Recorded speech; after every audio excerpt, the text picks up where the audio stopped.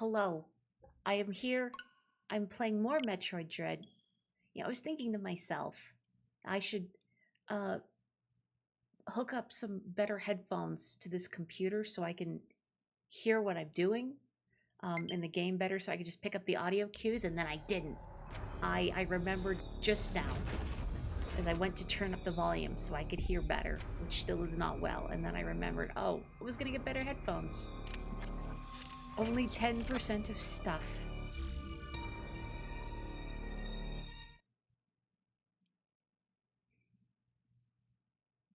Yeah, tooltips. Extraplanetary multiform mobile identifier. I mean, I'm glad that Adam explained that last stream. Otherwise, I would have made up something terrible, I'm sure.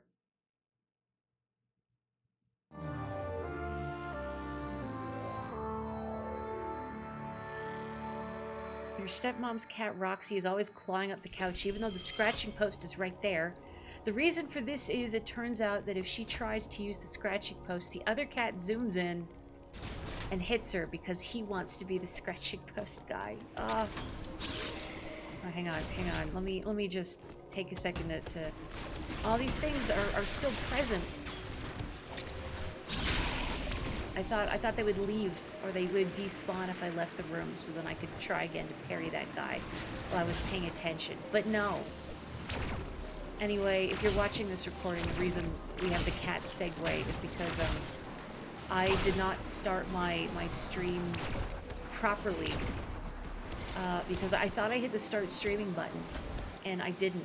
And I didn't notice this. Usually I sit at the computer while the music plays before my streams, but my cat Onyx really wanted to play. I feel like, no, there's nothing up there. There's just guys running into me.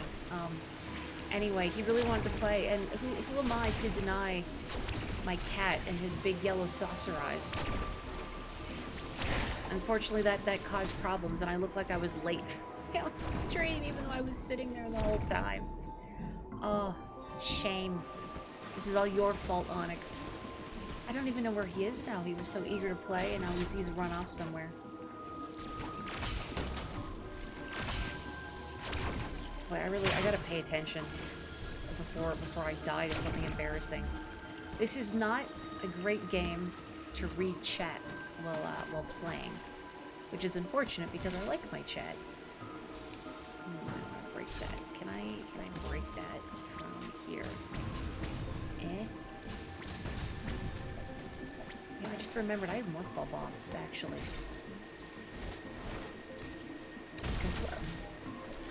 Completely forgot I got the... Okay. I see. Well, I could maybe break those with missiles, but they might regrow before I can get through there, so never mind. Boy, I'm so distracted. I'm hitting everything. I need some creatures to emerge so I can get some help from them, please. You know, I was worried saying this is not a great game, thinking is somebody going to take that one clip out of context. Not a great game to play while reading chat. It is a great game to play, period, when you're not distracted by things and cats in the background. Is Onyx scared of bird aliens? Doesn't want me to play it. He wants me to play with him instead. Maybe he's not impressed. He could take on that one Choza that harassed us at the beginning, I'm sure. Oh. I want that. Obviously, yep. Something is going to halt my progress. Ugh. Get out of here. I hate that creature. I don't know what it is, but it's annoying me. 8-way firing. Can I... No. I don't think I can make that... Make it across there right now.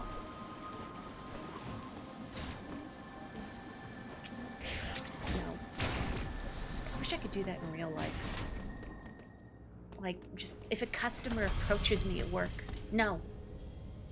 Turn around. Walk away. Unfortunately, I think parrying the clientele is a fireable offense.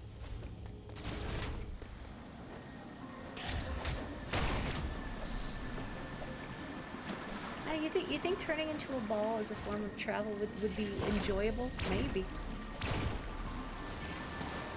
I don't know if it would help my back or make it worse. You think it's comfortable for Sammy to be in morph ball form? I mean, never seen her complain. I wonder how it works. I mean, there was that whole blog in Metroid Prime about the space pirates trying to reverse engineer her morph ball tech, and all their test subjects wound up horribly mangled in the attempt. I feel like even if you look at, you like use a model viewer and you look at, oh, I want that, but I can't get it now. You look at the morph ball in Prime, like Samus is not in there. I think just internally it's like a ball of light or something. Oh, Nox is here. Hello, Nox. How did Happy Home Designer go? Did you play enough to get graded? I'm so curious how they score you in that game. And if the Happy Home Academy actually has guts in scoring you, or you know, it's just milquetoast like the rest of Animal Crossing New Horizons. Like I can't believe I find myself missing like the Happy Home Academy, and just how rude and passive aggressive they would be about their assessment of my living quarters, complaining about my bad feng shui.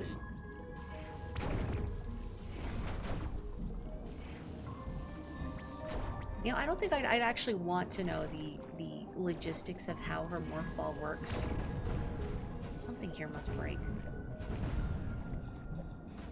Like, it's just the kind of thing where it's more interesting if you don't explain it. Like, I'm sure you've encountered in fiction, like, an element where as soon as somebody tries to explain or justify it, it's not cool anymore. Surely something on this floor must break. Or there's another path I can take somewhere that I've just overlooked. Ow, heck.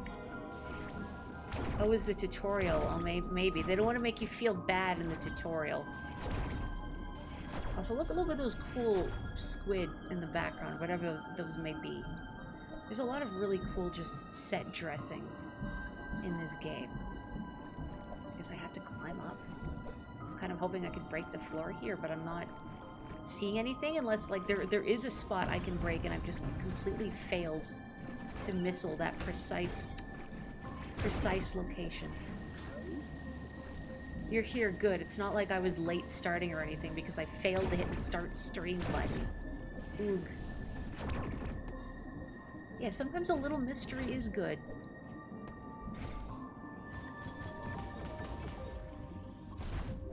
Once in high school, you had to do a project on traditional Chinese architecture, and you do not remember the details of how feng shui worked. But you remember it was you have to have this kind of angles because ghosts hate it. I mean, sure, you don't want to attract ghosts. Okay, no, I can go up here. This is where I should have gone. Wait. You gotta make sure that the ghosts who get in will leave. Do not trap ghosts in your home. Important architectural protocol. What would cause a ghost to become trapped in your home?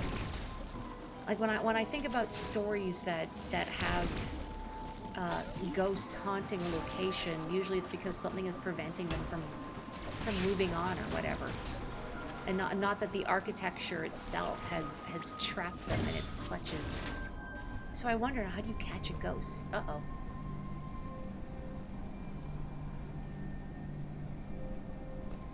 You have a cube for me? Oh, bird statue.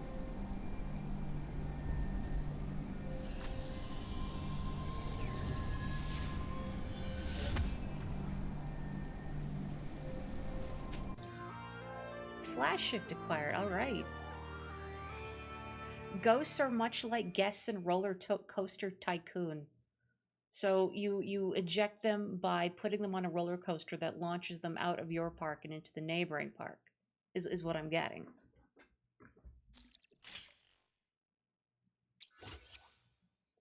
A combat AN ability that allows Samus to instantly move forward or backwards a set distance. With full AN, hold A to prepare to flash shift. Next, tilt L forward or backwards to move instantly in that direction. Alternately, press A while moving with L. This ability can be used in midair as well. Samus can perform up to 2 additional flash shifts by holding down A and tilting L forward or backward immediately after the first flash shift. Using a flash shift will consume the full Ian gauge. Additional flash shifts consume no further Ian. Alright, so it's like the Shade Cloak from Hollow Knight, or whatever that was called. Whoosh. I love that kind of ability. No, I don't love you, bird, whatever you are. Also, hang on one sec. I want to move the chat over a little bit so I don't have to look quite as far away to see what people are saying. So hopefully I'll be a little less distracted. Maybe. You did not use flash shift much in your first playthrough of this game? Really? Yeah, you would regret it, wouldn't you? Flash shift I found, especially for certain fights in this game. Ow. Creatures, creatures, creatures, creatures. Anyway, for certain fights in this game, I found flash shift was quite integral to survival. Can I not do it underwater? No, I cannot. Oh, so I guess I don't actually want to go down here. I do want to go back up. Well, okay. But I have this now. I have a fancy new toy. It makes the movement so good, it's true. You know, as if the movement wasn't good enough already. But I love, just speed and fluidity in my movement options. Like when I play games which allow for differing play styles, in the sense that, okay, you can equip your character with gear to make them agile, or you can equip them with, heck, that's right, I'm still underwater, with stuff to make them slow and tanky. I would go for the agile every time. I need to zoom. I need to zoom around and hit stuff because I play games very aggressively, which no one is surprised about. Okay, so I guess I don't want to go back down. Or do I want to go then? Let me have a peep at my map here. So yeah, this is just... I don't think I can do anything here until I get maybe the gravity suit. There's a teleportal here, but I can't progress through there. Now that I have the flash shift, I can get through here. Okay, and I can get this. You didn't tinker with flash shift until the final boss, huh? You didn't even use it then? Oh. You know what? Respect. Gutsy. I mean, you can pretend it's an intentional flex. Like, me sticking with the basic handgun and basic shotgun while playing Resident Evil 4. I'm gonna pretend it's a flex and just not me being stubborn and cheap. And not wanting to spend money on upgrading other weapons, because what if I don't like them?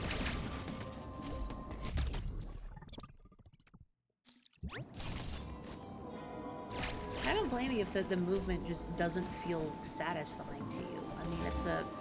Movement in games, I think, is a subjective thing. I know there's games that I've seen other people praise for the movement of, and that they didn't click for me. Or like, it's not the same, but I think about...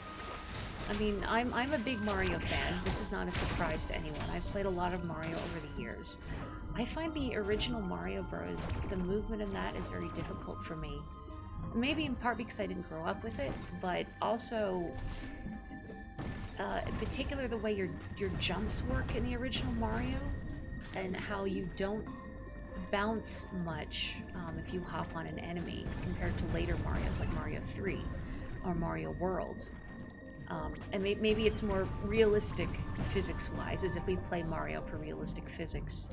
But because I wasn't accustomed to it when I tried playing the original Mario Bros., I found that was difficult for me to get accustomed to. No, I want it. No. Okay. Well, I didn't even see that bot. Well, thank you.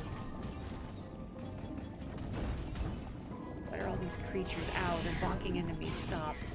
Please don't. I've had a very long day, creatures. I don't need your nonsense. Is there anything else I can break here? Nope. Guess I've equaled out the water pressure, though.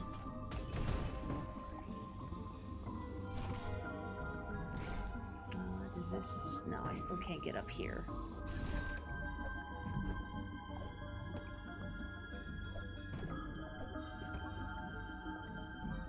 You did not register that as a hidden block on your second playthrough. Ended up running around for about 90 minutes trying to remember where to go. Oh my. Aha, there's a floating platform here. I see. I mean, is wandering around for like 90 minutes trying to figure out where to go also not a quintessential part of the Metroid experience when you get right down to it? Again, as if I've played a ton of Metroids. I haven't. I've only played some.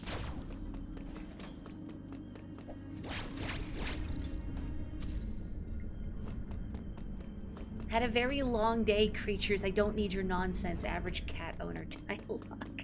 Yeah. Yeah. Like Onyx, you're very sweet. You know I adore you, but also please can you just chill for a moment and stop trying to climb in front of me at every possible opportunity. Speaking of Mario, you're doing a very casual replay of every mainline Mario game. Oh, but you're playing Mario Advance in place of Mario Bros. 2. So what do you think of Mario Advance in comparison to the NES Mario Bros. 2? And it's funny you mention it because I saw friend Knox here stream some Mario Advance just the other day. And it made me think of how, like, I just want to look at the scenery on the other side. The NES was before my time. Look at that scenery. Yep. So my first exposure to Mario 2 was in Super Mario All-Stars. And even then, I think I could tell, like, it just felt off. Like, it, you know, I didn't know it wasn't actually originally a Mario game at the time, but it felt strange, and I struggled with that one. I think probably the most out of, well, I mean, the Lost Levels, I guess, but I didn't play a lot of the Lost Levels. No, feels like there should be a secret there.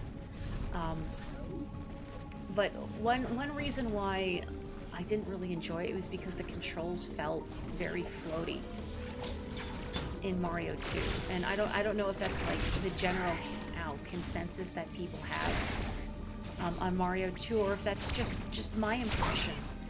But especially some of the precision that it asks of you, like grabbing eggs from Birdo, it felt frustrating. Oh, I'm in an Emmy zone. I'm in an Emmy zone. Botheration. I wasn't even paying attention. I was soliloquizing. Hello. No, that was entirely too soon. Aw, wouldn't that have been cool if I did the underwater parry? Okay, time for me to pay attention to the game I'm playing and not wax poetic about Mario. Look at that. It's an Emmy zone. It's right here. Just what I needed is a phrase you say way too often in real life. Now, you say it in Mario's voice, right?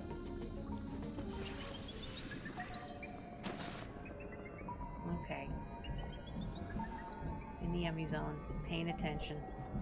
I remember hiding in that little nook down there at one point, with feeling like with my Phantom cloak on, with the Emmy right there, and I felt like a cat toy that has fallen beneath the couch.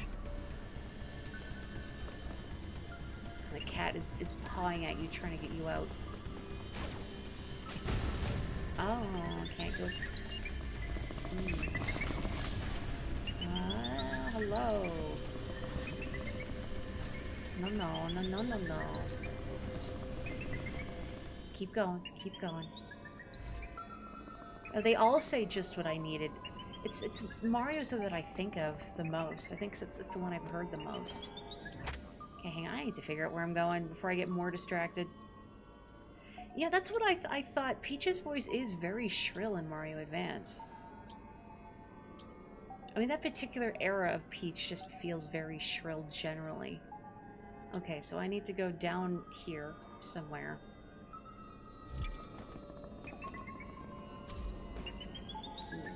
Where is it? Where is it? Where is it?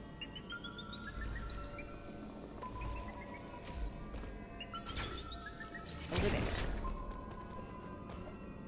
Don't follow me. Don't follow me.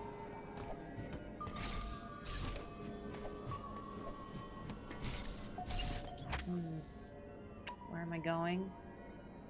I'm just gonna keep going this way and hope for the best. If by any chance you have not played Metroid Dread, and you're thinking about playing Metroid Dread, for one, you should. Great game. The other thing is, don't be like me. Like, don't just run through the enemy zone without a plan. Be sensible about it. Don't be like me, who's so distracted reading chat and thinking about Mario 2 that I don't even notice I've walked into an enemy zone. That's the kind of day I've been having. Right, blue raspberry brain.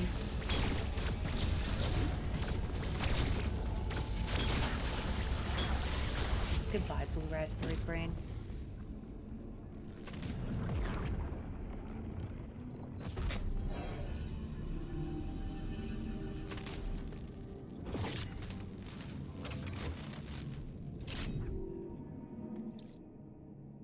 Alright. Omega Blaster online, Omega Stream online. Gotta remember how to do this. And I think Omega Blaster is playing, yeah. 3 button presses. Okay. Oh, I could turn myself up a hair, thank you. Let me do that. Thank you, I'm kind of sitting back in my chair. Ugh. Thank you. Okay, okay, hopefully that's better. Let me move the mic up. Fire Cheerios. Flamin' Hot Cheerios. I mean, I feel like every time I go to the grocery store, there's more Cheerios variants out there. I spotted strawberry chocolate Cheerios the other day. Okay, it's up there. So maybe Flamin' Hot Cheerios are not impossible.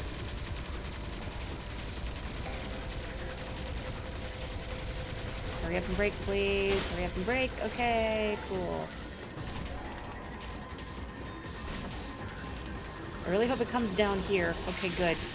Because if it came behind me, I'd be in big trouble. Yay.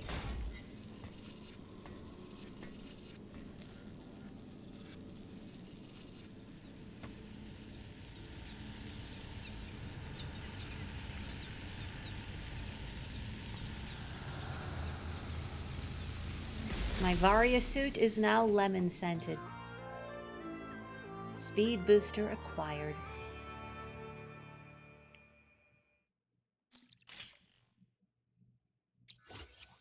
Allows Samus to dash at supersonic speed after a short build-up. Press L once while running to ready the speed booster. Continue running for a certain distance and the speed booster will activate. While active, any enemies in Samus's path will be damaged and any speed booster blocks will be destroyed.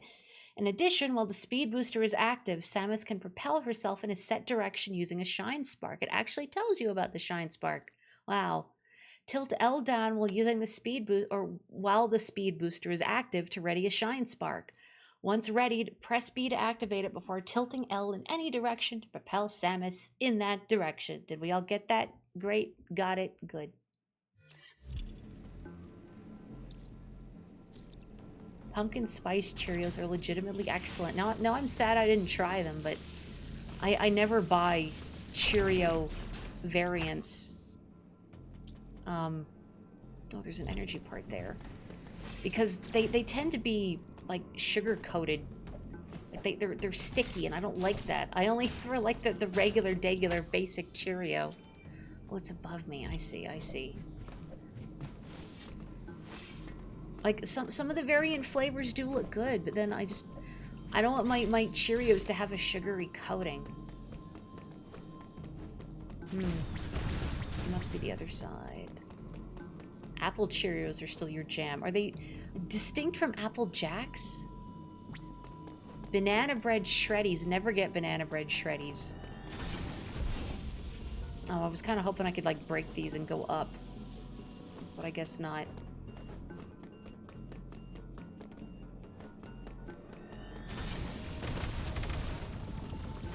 Okay, will those stay broken? Yes, okay. Yay. A piece of heart. It doesn't tell you about a new feature of Shine Sparks, though. Oh yeah, there were some speed booster puzzles in this game that I could not figure out. And apparently there's some extra tech that the game doesn't tell you about that I was not aware of. So, oh well. Okay, so I guess I need to go through there. Is there anything else I want to get? Or anything else in here? My map is not lighting up to indicate any hidden goodies. Just kidding. There is above me. But I'll probably pass back through this area again at some point anyway, so I wouldn't worry about it right now. Yeah, there's stuff here I haven't been to, so I won't worry about it.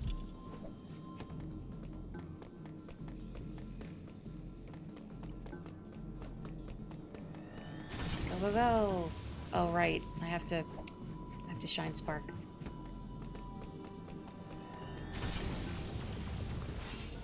Apple Jacks are bigger, if memory serves. I've never... Do they even sell Apple Jacks here? Maybe. Oh, botheration. Hang on, I need to move so my controller is not under the desk and my hands are getting pinned. Okay. There we go. I don't think cereal being a late night food is weird.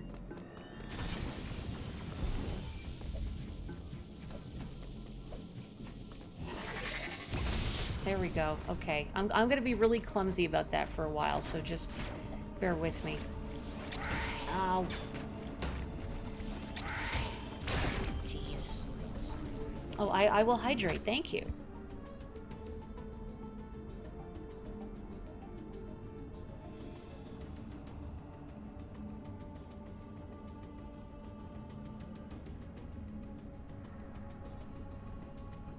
I've already chugged like most of my water bottle. Brinner, delicious.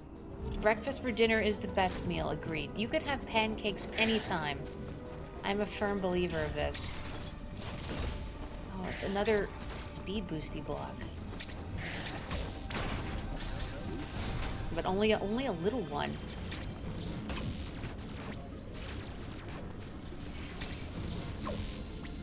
Can I parry that laser from a distance, or do I have to be right next to it?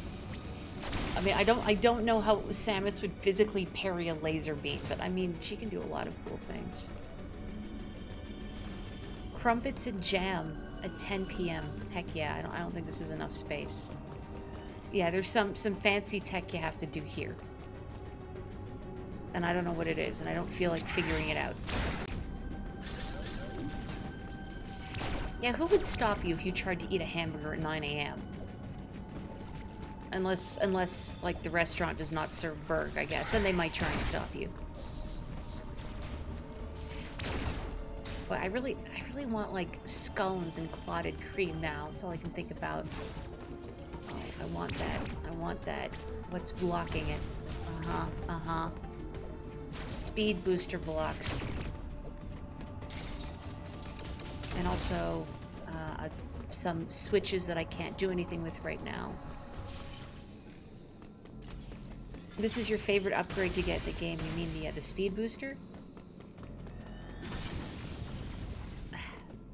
Okay, let me just refresh my memory on how to activate the Shine Spark. Press B to activate. Okay, I was tilting the stick and then like I was not doing it in the correct order of operations. There we go. Okay, there we go. Everything's good. Uh-huh. Give me that. Oh, the double missile pack. I feel like that was one of the things that I couldn't figure out how to get, maybe. There were a few items that involved Shine Spark puzzles, and I wasn't sure how to do it. Whoa. Where are you, little amoeba creature? Ow. Rude. Is Anything else flashing, blinking over here? But that's cold. I can't go in there right now. Most American breakfast food is very dessert-like anyway. I guess that is true, isn't it?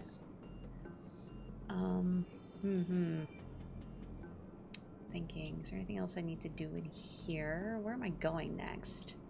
Oh, there's a speed booster block right there, so I guess I'll go that way. Would I want to go in here? Is there a reason? I haven't been in this room, actually. Maybe I'll go check that out and see if there's stuff or something. The hardest... Oh, I can't get through there, never mind. The hardest Shine Spark puzzles in a future area. Like, maybe I'll have, like, a flash of inspiration. Some revelation on how to do it. And I'll impress everyone with my mastery of the Shine Spark, yeah. No. Not from here. Maybe the other side. What's down in this door? Oh, that was entirely too soon. There we go. Are you okay with, or am I okay with you saying, like, what the toughest Shine Spark puzzle is? Yeah, go for it. As long as it's not like a plot spoiler in chat for anyone who has not experienced this game before. Okay, I can't open that. Unless... Aha! There we go.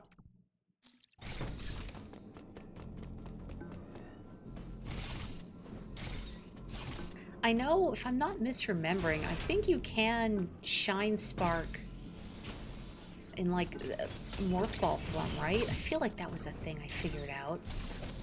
Whoa. Ow, how... I mean, that's a good shot, laser, but also how dare you? Yeah, there's a thing here. What is that? Can I get that at all? Ow.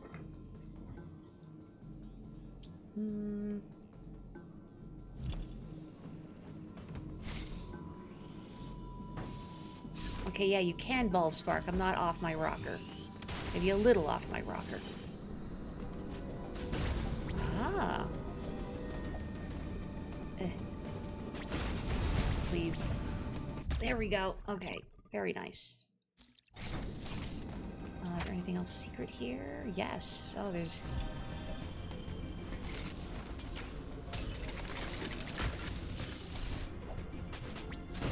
Aha. Let me in.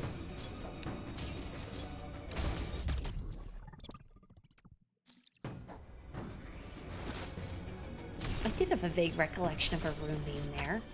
Okay, now that I've done that, now I guess I want to go through here. Okay. Right, I don't think I can get that right now. Okay. I want to go... Does it really matter what way I go? Not really. Whee.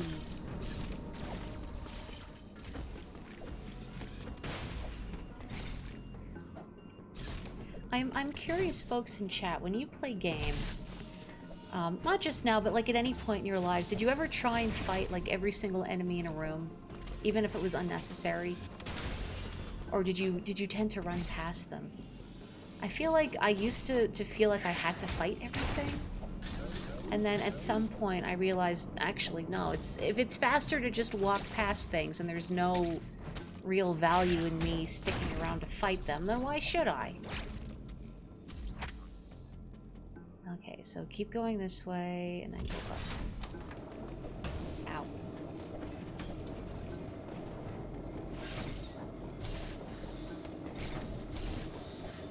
If an RPG with experience grinding, yes. And if it's a game like this where it's pointless, then no.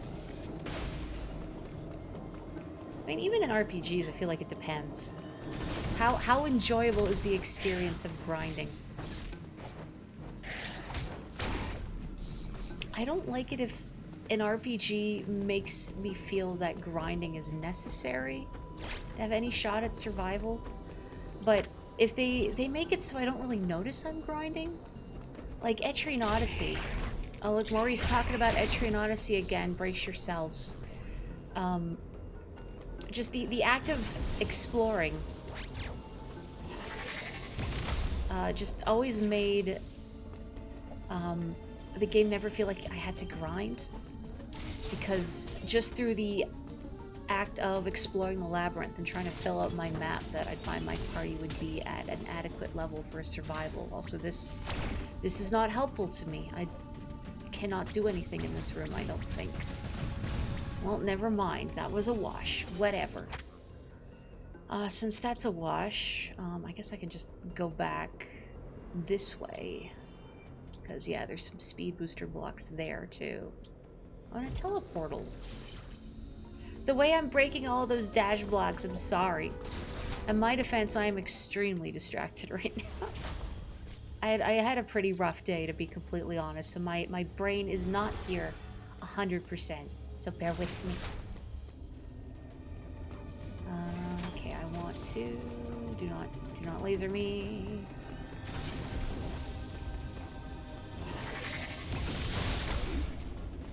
Excellent.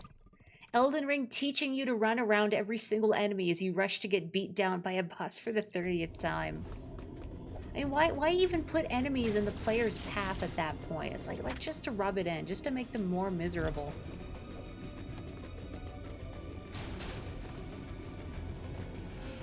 I mean, if you're gonna design a boss where the expectation is that the player is going to get beaten down 30 plus times, it's fine. But just make it quick to try again. Don't make me run through a gauntlet, a marathon every time I wanna fight the boss again. Don't make me do the walk of shame back from the save point. I'm gonna take a drink of water.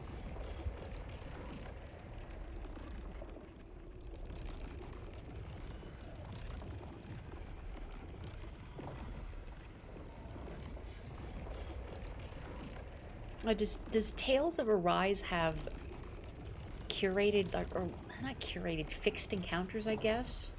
Like previous Tales of games that I've played, the encounters are visible, but they're random, and they'll keep spawning indefinitely. But it sounds like you can clear an area of encounters in Tales of Arise, which I guess would prevent players from getting overpowered. Ooh, there's a thing here, and also a speed booster block, but there's something here.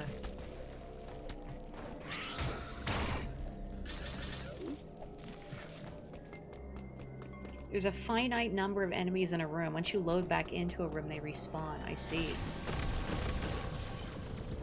Oh, this is... No, I thought it would be a speed booster block. It's not. But all the same.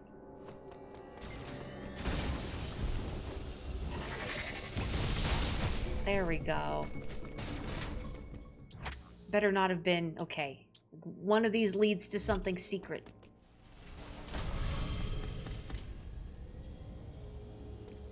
That's probably the thing that ticks you off most in games, really ruins the flow. Like having to wait a long time to try again. Like I think about, and I need to watch more of Masahiro Sakurai's videos on game design, because I've seen some of them. I was watching some earlier today, actually, just because I find his design philosophy really interesting and valuable to listen to. And there's a good one where he talks about difficulty in games and how to balance difficulty and how to provide players with a challenge that feels rewarding and sufficiently difficult without it just being outright frustrating. And part of it is that the longer it takes for your player to get back into combat, to attempt the obstacle again, whether like for a protracted death animation or unskippable cutscenes or a really long walk back from a save point to the boss room, the longer that is, the more likely that as time goes on, your player isn't going to want to try again and just leave the game. Anyway, grapple beam.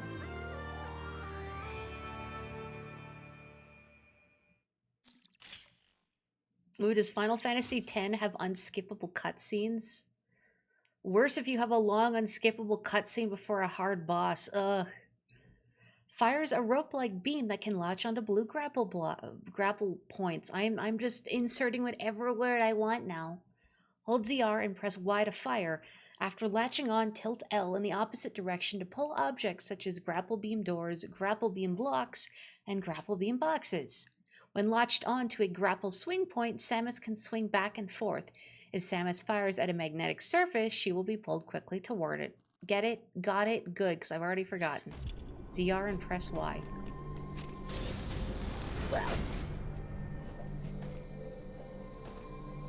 Oh, it sure does. Oh no.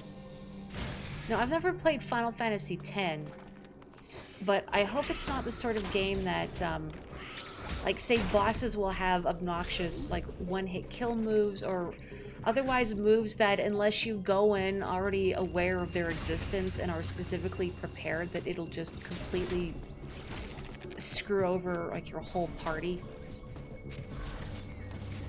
Like, there's a trial and error aspect to it. Etrian Odyssey 2 Untold was kind of like that a little bit with its bosses because they were such damage sponges. There we go, 3 buttons. They were such damage sponges and would often have moves that unless you countered them in a specific way, like by binding the boss or by using a particular status effect, they would completely wreck your party, and you wouldn't know. You would have no way of knowing about this beforehand. Like one of the bosses in Etrian Odyssey 2 Untold, Skilla, has an extremely powerful but very inaccurate attack that will hit your whole party. However, she also will bind the legs of all your party members if you don't have the ability to shut down a particular move of hers. And if your character's legs are bound, they can't dodge anything, and then you die horribly. You have to practically beg your sister to I don't want to travel back. Nope, no, you had to beg your sister to try the final boss in Thousand Year Door again because she didn't want to sit through the cutscenes. I didn't actually know that it was unskippable. Oh no. You tried to give Final Fantasy X several proper tries, but Tidus is such a dweeb even for Final Fantasy protagonist standards that you couldn't enjoy the experience. That's really funny. Okay, I need to go up here.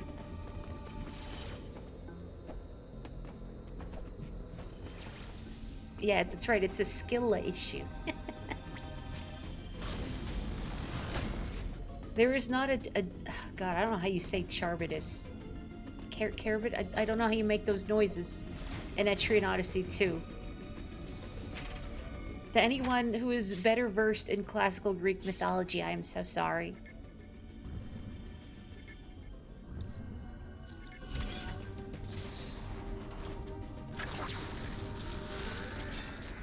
Charybdis?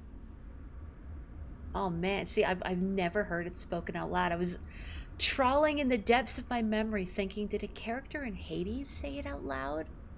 But I couldn't dredge anything up. Charybdis.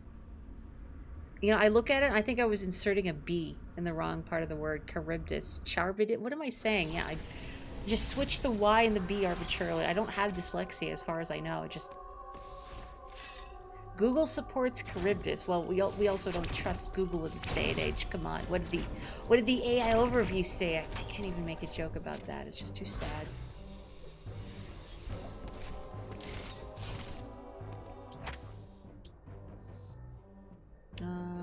There's another, what's that? It's a recharge station down there.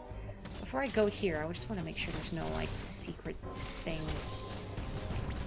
No? Okay.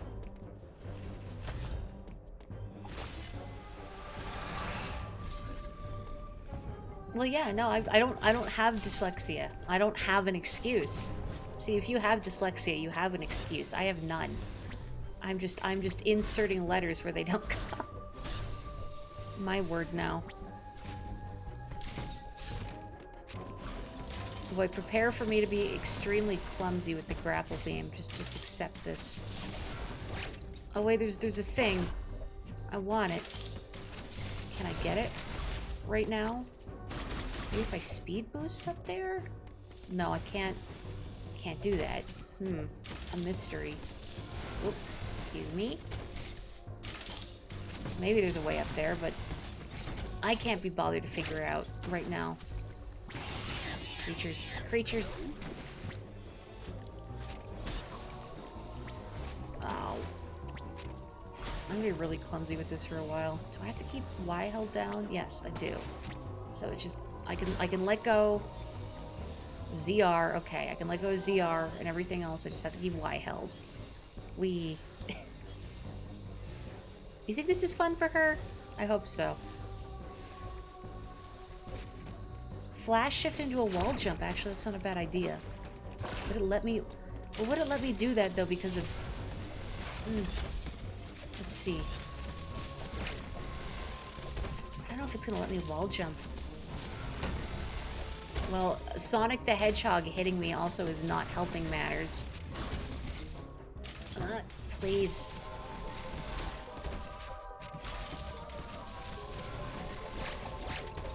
No.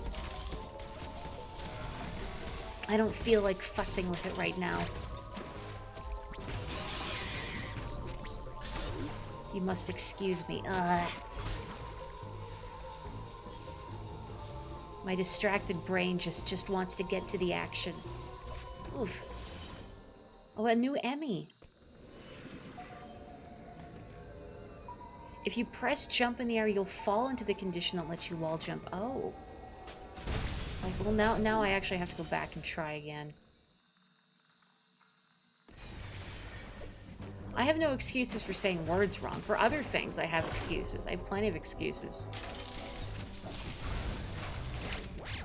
Oh, okay, you're right.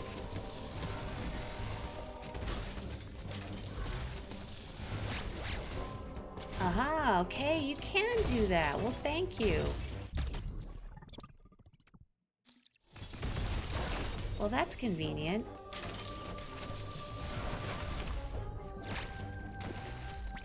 Saves me from having to play the old Metroid game of, can I actually get this right now? Or do I not have the upgrade required? You always infinite bomb jump to get that. Well, that seems entirely too complicated. By which I mean not really, but more time consuming. I don't have the patience for that.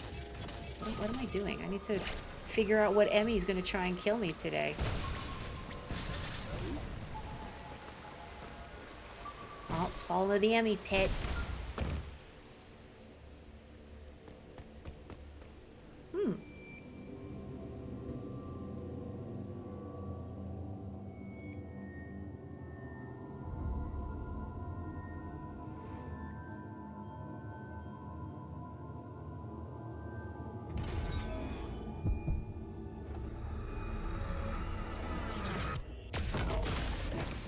You good, Sammy?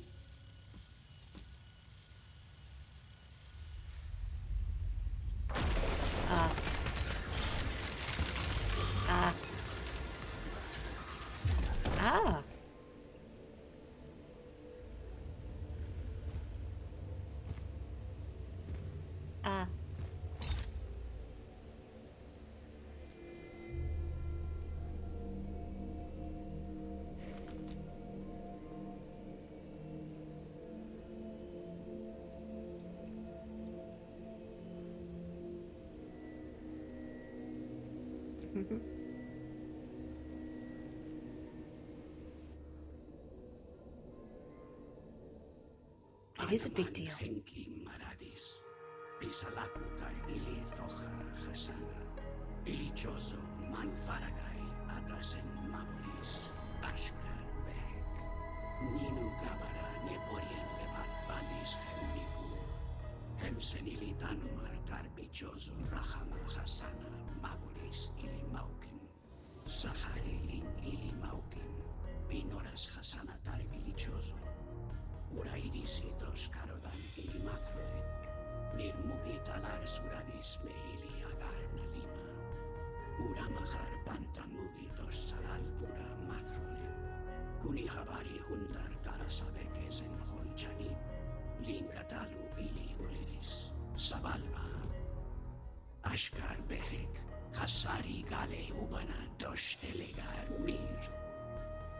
Ninu barash nek ili ferun tar hadar. Les ninu kedar, ili Metroid mugi. Tanam tar bi hadar bunta. Eiris dos eka ili gimel. Ashkar behek gabori dos balan ili Metroid dos ili tarin nalima hemsatar. Humbim bi kalki sakra. Dos horek bura. Ninu mehirin ili zoha hasana. Bimura gabara ili sahali. Dos uran ili Metroid. Kalmir tostek. Ananakoden mugi akalai. Ashkar behek hem ili maukin. Hasana hasari anabalta dos humahar sarian. Ili tarin alima. Les nudakan dos geren humahar korgangal turuta Metroid. Sabalba talaris le shak sirugali nevak. Hem mugi lamai dos goro humahar yoris mei kohana.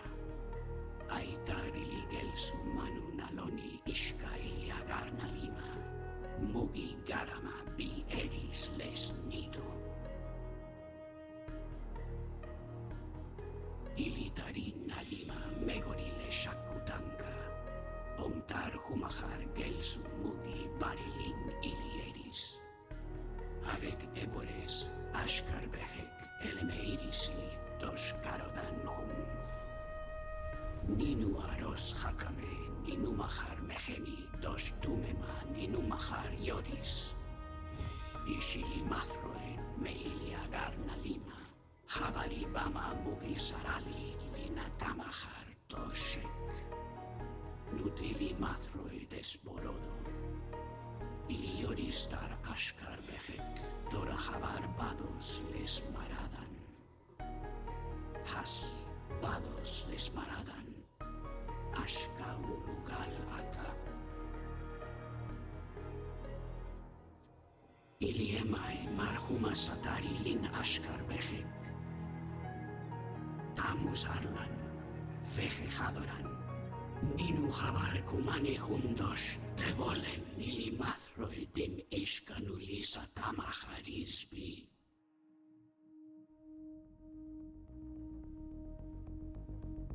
Kino ulu turuta. Ana maril sanur pura. Ay marhel kalon.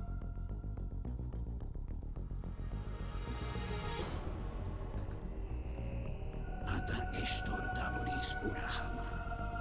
Ana habar kisari ilisata. Thank you. Of course she's fluent in bird. Ana manbala meyata tamus.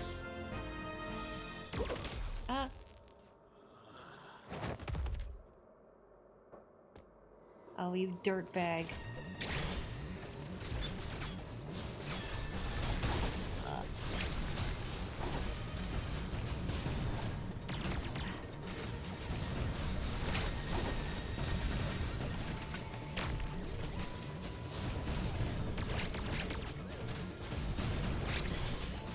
I want to parry that, but also...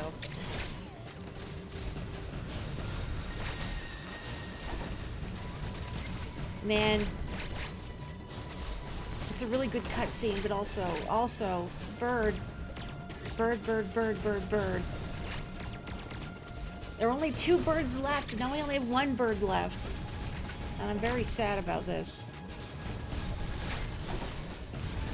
And also, yeah, very thankful for the subtitles. Uh-oh.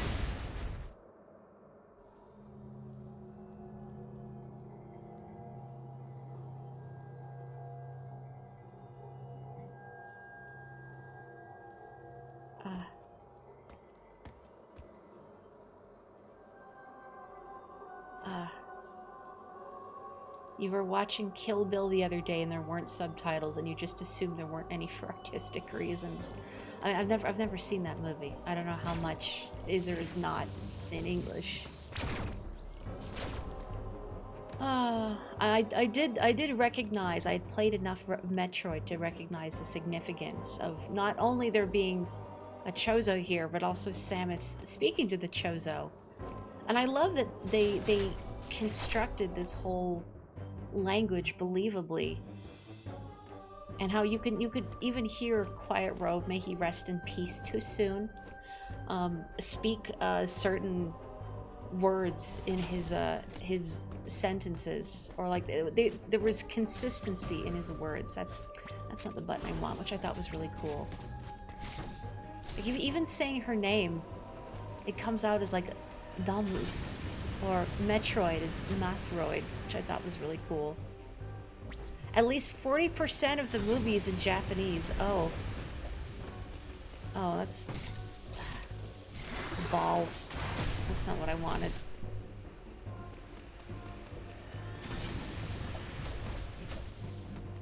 Oh, you can, huh.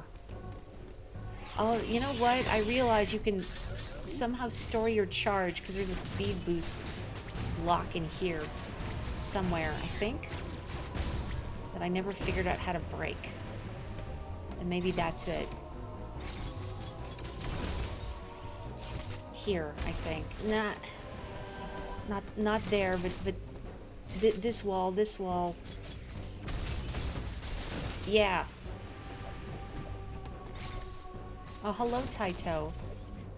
Okay, this is a cold room. Don't go in the cold room, except I'm just gonna mark it on my map. Sorry, Sammy. Sorry, Sammy.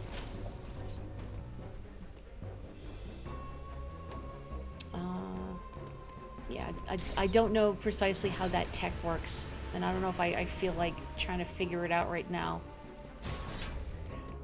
I figured out the tech, but I can't be bothered to do it.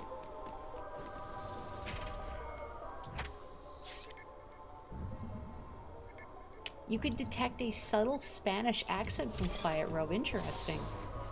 I mean, maybe all Chozo just have a subtle Spanish accent. Maybe the Thoha have a subtle Spanish accent.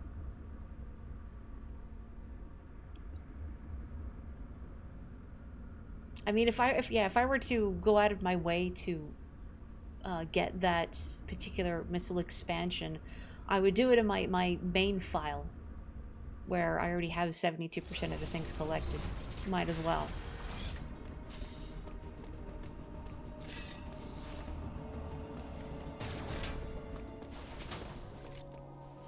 Oh yeah, Adam. We haven't seen Adam all stream.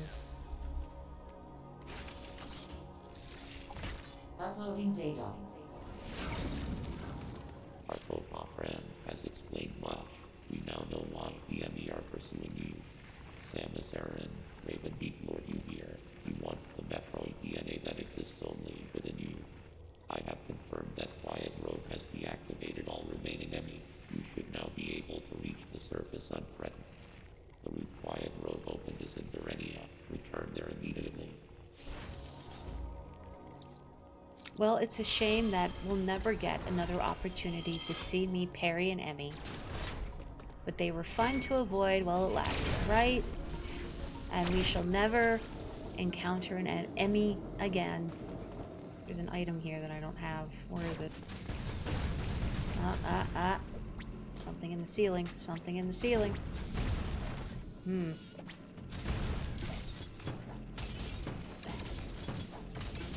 Wow, okay, hang on. Let me, like, stand underneath it and not just make a clown shoes display of that. There we go. Hooray! Healthy! Quiet Robe, the realist homie. I have nothing to pour out for Quiet Robe except my water bottle. And with all due respect to Quiet Robe, I don't want to pour out my water bottle. But, in theory. Which way back to Berenia? That goes to Ferenia. Cataris. What's the fastest way? Well, these places go to Verenia. I feel like maybe... let me see global map here. Okay, so this is what was raised. So yeah, here is where I want to go. So I guess I have to go all the way back here, and then down here, and then in here. So I just gotta progress through the Emmy zone. Wait. A moment of quiet for him. No. I wonder what all these structures in the back are meant to be for. Like if when the game designers crafted these backgrounds, if they had particular functions in mind for all these different pieces of machinery. I like to think so. It'd be some cool world building. Oh, that was too soon. That was also too soon. There we go. Redemption arc. Oh, posture check. Thank you. No. How do I get that, I wonder? Like, where can I build up enough speed?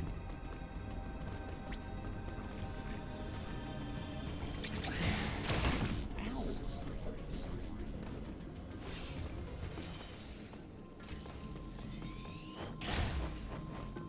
I wish I wasn't quite so clumsy with the speed booster either, which I'm sure would just come with practice. I would need to do it more often. Oh, not here. I don't think. Oh, no, actually here, yes. I do need to go up. I went too far south. Yeah, there's a lot of cool details in the background that I don't think I really appreciated the first time around, but it's a lot easier to see now that I'm sitting close to my computer monitor versus playing on, oh, this is the control room, versus playing on my TV in my room. Oh, I need to go up here. Oh. Can I get up here from this direction? I can't, like, speed boost in that tiny cap, can I? Probably not, but you never know, really. Ah, what if? So I don't have to go all the way around.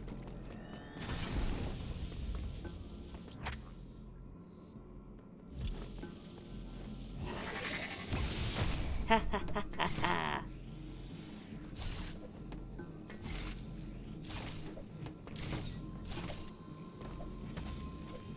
Yatta.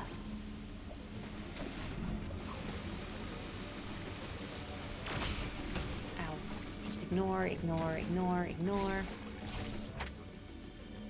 Okay, and then just straight ahead. Ow.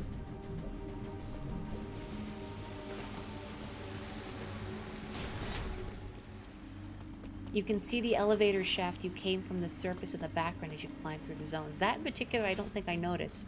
Or maybe I did and I just didn't consciously think about it.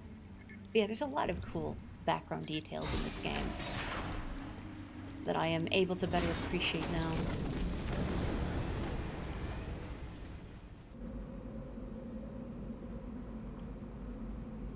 I mean, maybe I just need new glasses also, but...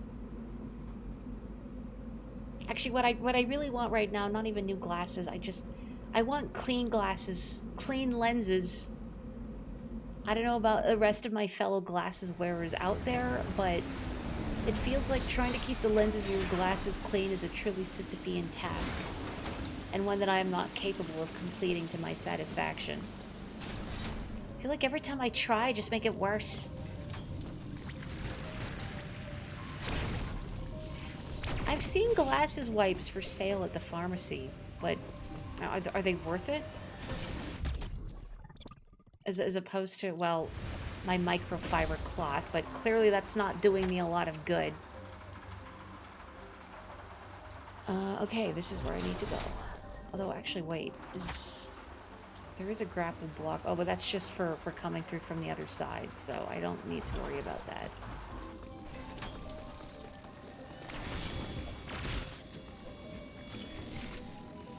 Well, they are pretty good, huh? Okay, maybe I need to look into it, as long as they're not, like, you know, very expensive or anything. Oh.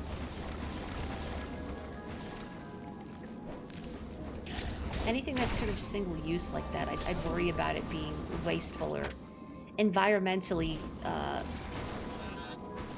inefficient. I don't know what the word I want is. Just not good. You know, I completely forgot, if you drop bombs while in morph ball form, those creatures will just suck the bombs in. Very convenient for me. Secrets?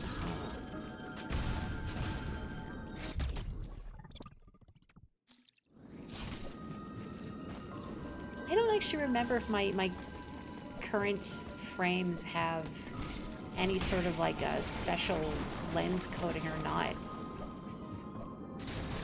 I feel like maybe I should have gotten something like that, or like transition lenses.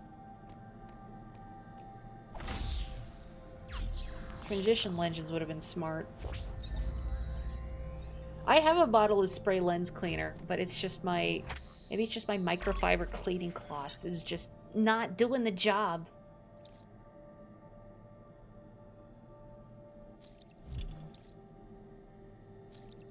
Do not get transition lenses? Okay, then I won't feel bad about not having them. I used to have like a million years ago a pair of prescription sunglasses, and I miss them. But it feels like too expensive to justify having prescription sunglasses alongside my prescription regular glasses.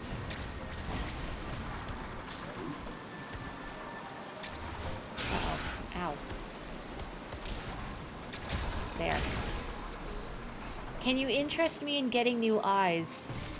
I mean, is there a way I could achieve new eyes without significant trauma to my person? Ooh. Okay, there's clearly a secret thing here. What? Well, that just makes me fall through. Is there... Ah, I see. There we go.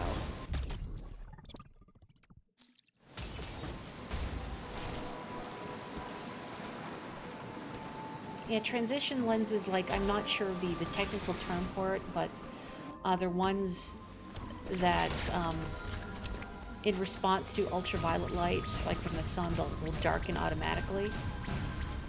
But they'll only work that if you're directly outside, like if you're indoors or in a vehicle, say, where the windows already have UV protection, then the transition lenses won't kick in.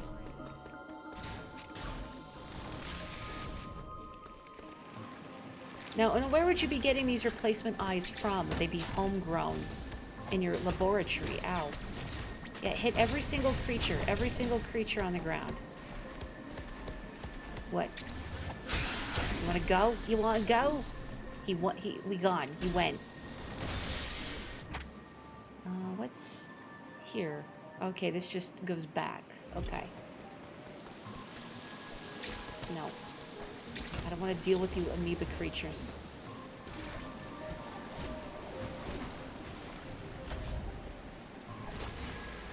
These eyes are bred in the best place for eyes. Iowa.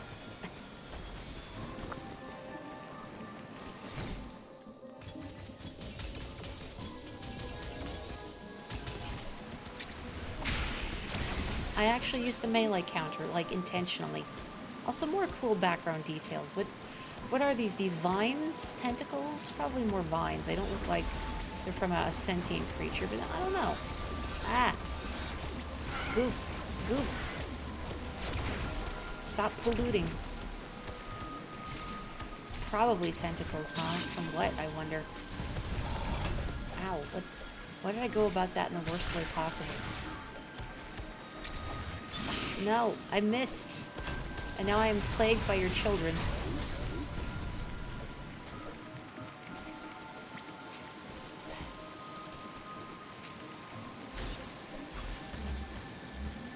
For some reason, I always struggle with the grapple beam, and I don't know why. Too many buttons I have to press in quick succession. Oh. Lousy amoeba, jelly, whatever you are, get out of here. Power flickering, oh dear. Please do stay safe. Hopefully there are no weather events in your area. Or at least if there are, they're short and benign.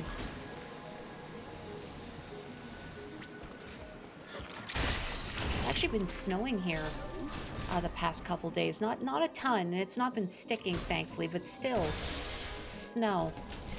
I know snow in March isn't really strange or novel for me, but maybe for you. Uh-oh.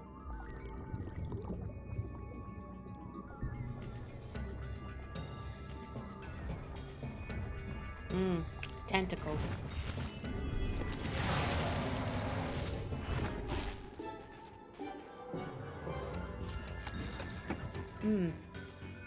Draining the power.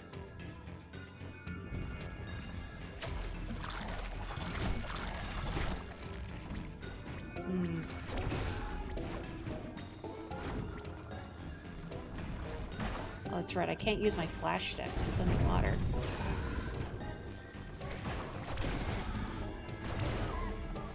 Can I? Okay, I can break those.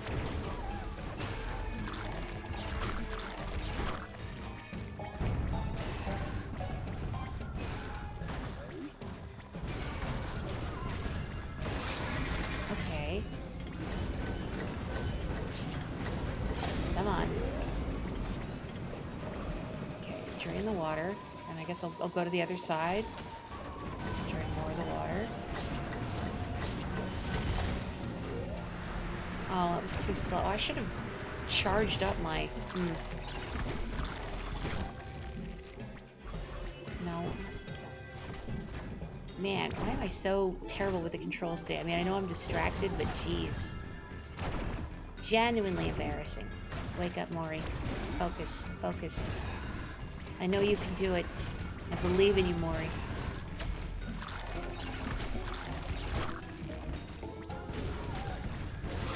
Okay, there we go.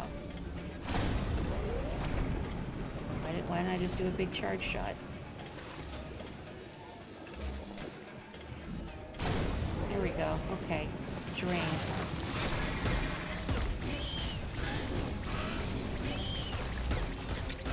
Oh, I missed the parry. Ooh. Now I know when the timing is. Why do I keep holding down the button for grapple?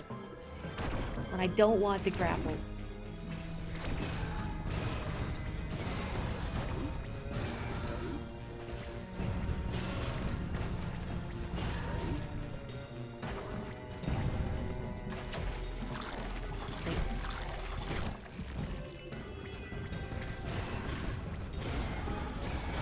Okay. Let me go to the other side.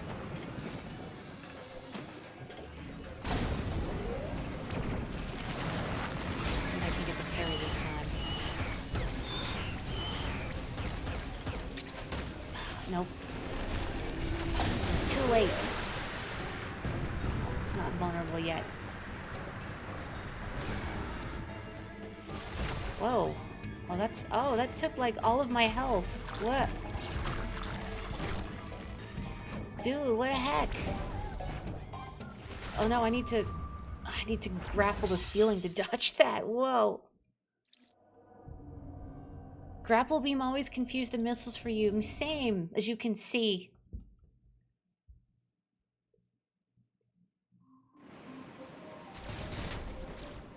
This and the Metal Gear Solid games, too many buttons.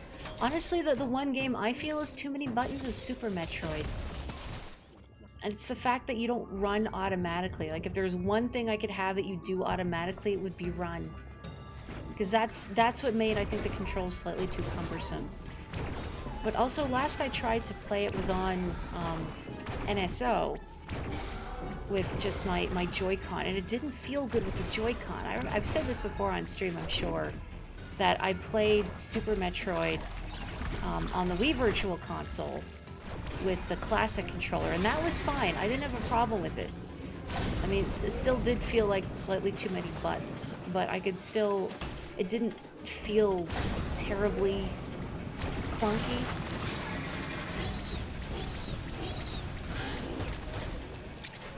Aha! Oh no, was I not supposed to move there? Whatever. Ugh. This boss hits like a Leviathan. There, I got out of the way this time.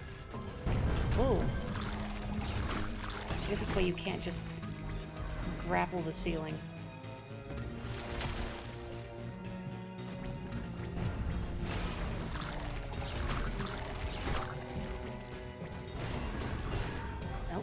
Up.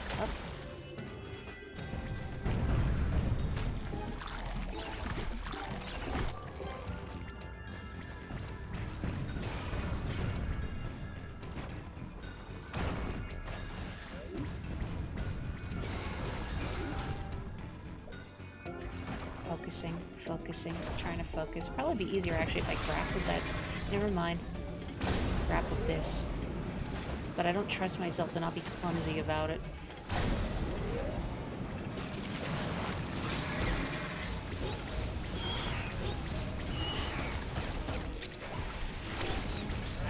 Yay! Oh, you never moved during a super cat loop. Oh well, I did it.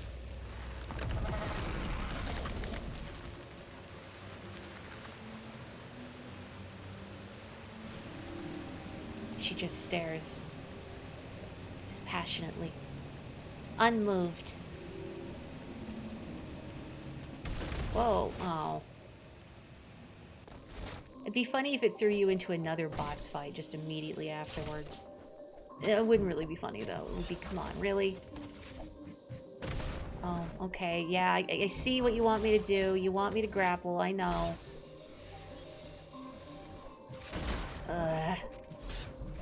Why am I so clumsy with the grapple beam?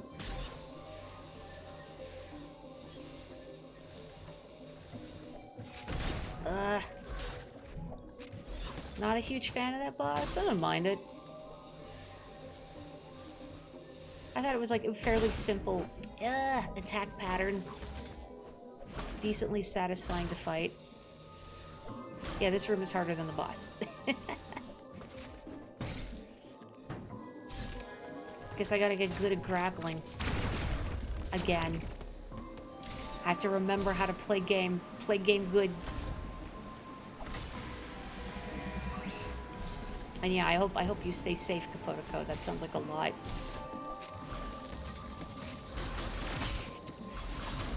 I'm trying to shoot it with the grapple beam. Just forget the missiles. Just oh, use the wave beam. Well, like the grapple beam. See, I'm doing it again. I'm trying to use missiles and I'm pressing grapple beam. The grapple beam was fine in Prime.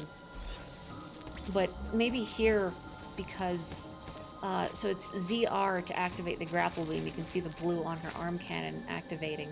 But it's R to use missiles. So you can see the end of the missile appearing there.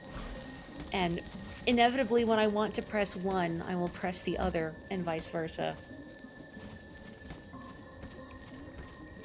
Or if you're grappling onto something, you also need to keep the Y button held, which is your fire button, and not ZR, which is what you press to keep your grapple beam active. So I have to press ZR, I have to hold it, and then Y, and then if I want to stay grappled, I'd have to keep Y held down and not ZR, even though my brain thinks I have to keep ZR held down. Am I making sense?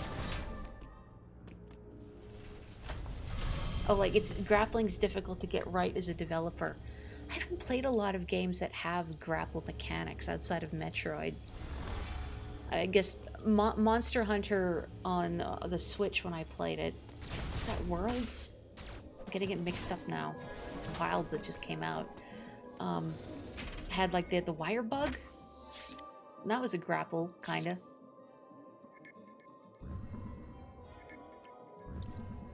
Oh, I will hydrate while we go to Gavorin.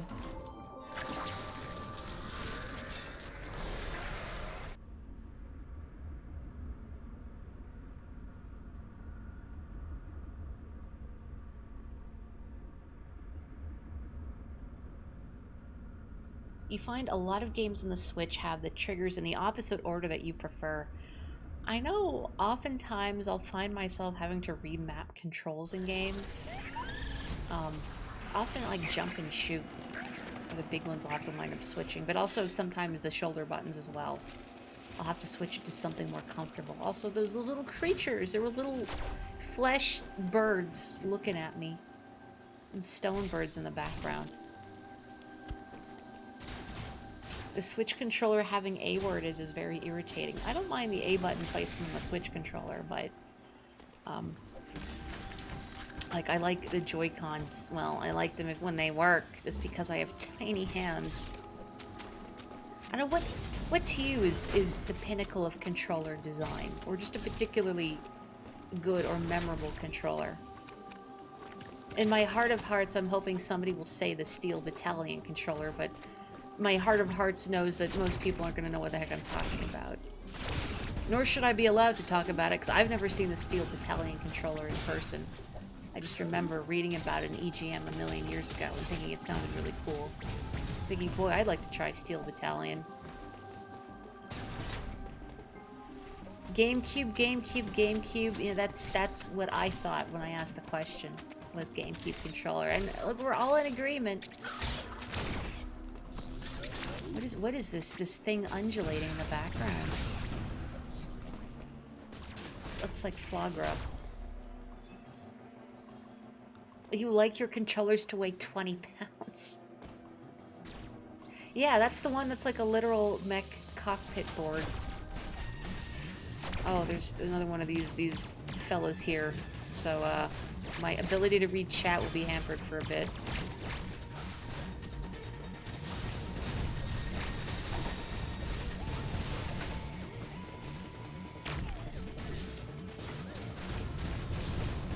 Oh, I should have parried that. But I see him rear back with the blade, and I'm worried it'll be the red attack where he just charges at you. And that one hurts a lot, I think. Let's see if I can do the parry. Nope, red blade, red blade. Nope, red blade. Ow. Ow. I wanted to duck, and it didn't work. Contact damage.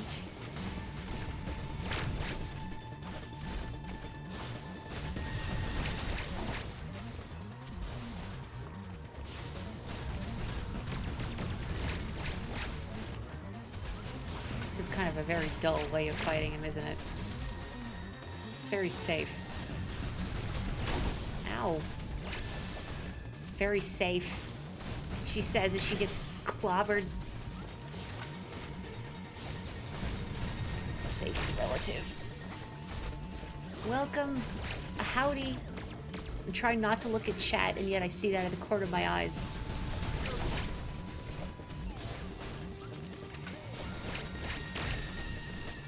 But if anyone in chat has seen the Steel Battalion controller in person, just tell me about it. I want to know.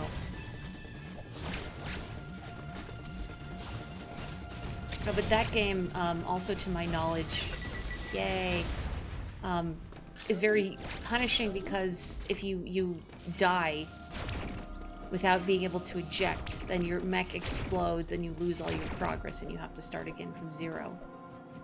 So stressful. I remember reading somewhere, is this a cutscene? No. I remember reading somewhere that, hello Fleshbirds, the developer, the director at one point, wanted the eject button on the case, or on the, the eject button on the controller, it's already in like a plastic cover, so you have to deliberately open it and then hit the eject button, but he wanted it to be covered in glass. So you would actually have to shatter it if you wanted to eject yourself from your mech. And your mech would still explode, and you'd still have to buy a new one, but as long as you could continue to play without your pilot being dead, you wouldn't lose all your progress. Oh, that was too soon. That was too soon. Oh. There we go. Okay. The GameCube's D-pad is the worst you've seen on a controller, which will keep you from ever saying it's the best controller. Okay, true. The GameCube D-pad is embarrassingly tiny, and even for somebody like me with freakishly tiny baby hands, I think it's unusably small. Did anyone use the D-pad on the GameCube controller for anything?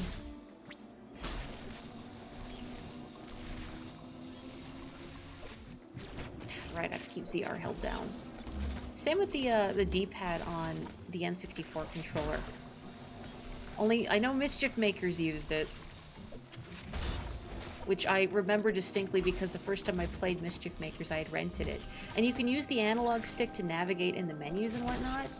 But in the game itself, you can only move with the D-pad. So when I started a level, like, how come I can't move? Game doesn't work. Okay, the taunts and melee, you got me there. Oh.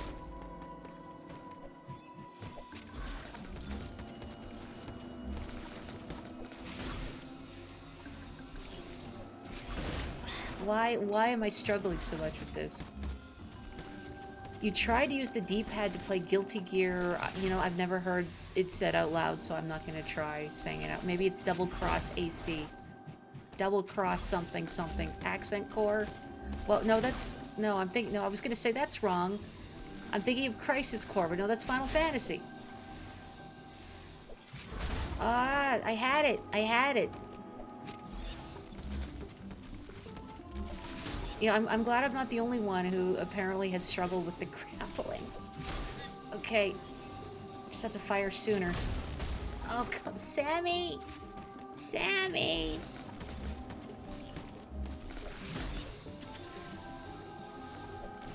It does kind of feel like the D-pad on the GameCube controller was an afterthought. But aside from that, I think it was a well-designed controller. It was comfortable to use. It came in fun colors. My beloved GameCube controller is the orange spice variety. By which I mean it's orange. Orange is great.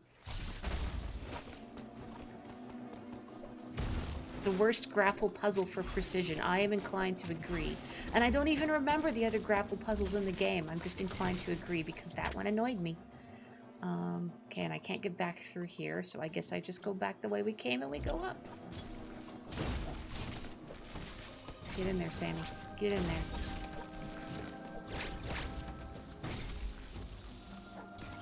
Okay, it is Accent Core.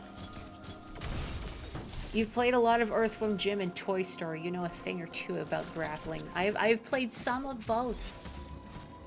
Believe it or not. My cousins... I don't know if they had Earthworm Jim on the SNES or they just rented it. But I did play it there, at their house, a million years ago. And we struggled to beat Psychro. I'm doing it again. I'm trying to grapple. Ugh. And then Toy Story, I remember we had a copy of Toy Story on the SNES. I don't know how we acquired it, like who gave it to us.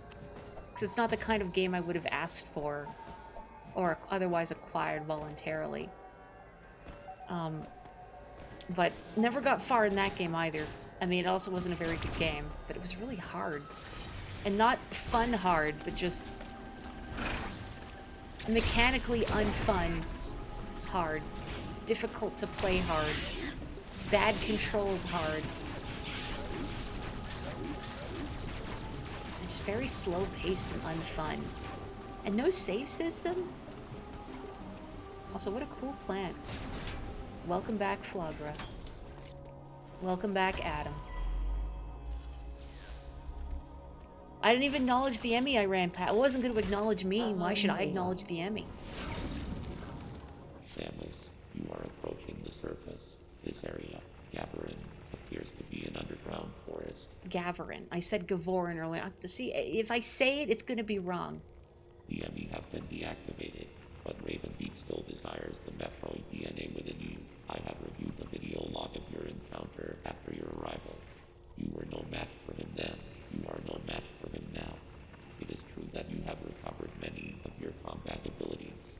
However, my analysis suggests that you would not be a worthy adversary for him, not even at full power.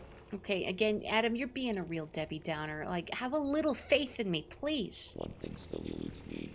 Why did Ravenbeak spare you during that encounter? Something must have motivated him. Maybe he's bored. I don't know.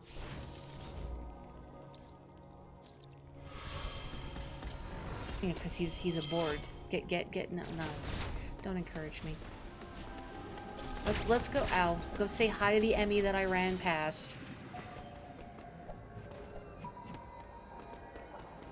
There it is.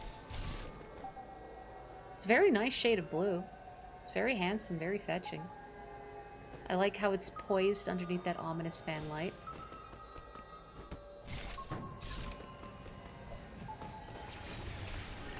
Do you acknowledge every ant you come across? Ooh. See, you get it. You get it. Look, what is that? Whale. There's like a whale in the background, or a shark. I don't know what it is, but it's cool. Hi! I could do a better Kirby. I don't want to, but I could. Just believe me, I could. I swear. Ooh.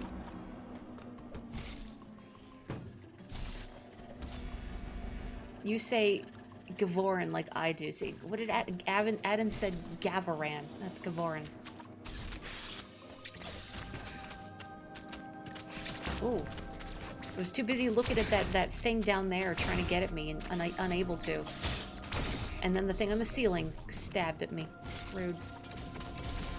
Oh yeah, I probably have to approach from the other side. Just mispronounce it Gavaran. Quail. Land shark. Oh, I don't want to shoot it. Oh, see, now I've made it mad. Now it's doing some sort of gravity beam nonsense.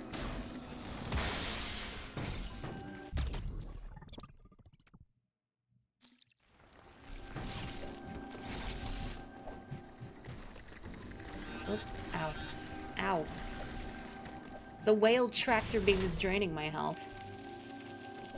You'd like to point out that I stood on that thing and it didn't go down, so then I grabbed on the ceiling and it did lower. You mean that little elevator device? Yeah. So why didn't I go through here before I take this elevator? Is it blocked off from me? Why am I so distracted today?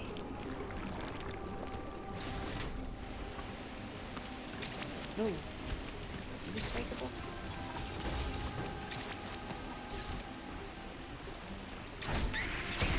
That was a cool parry. That felt good.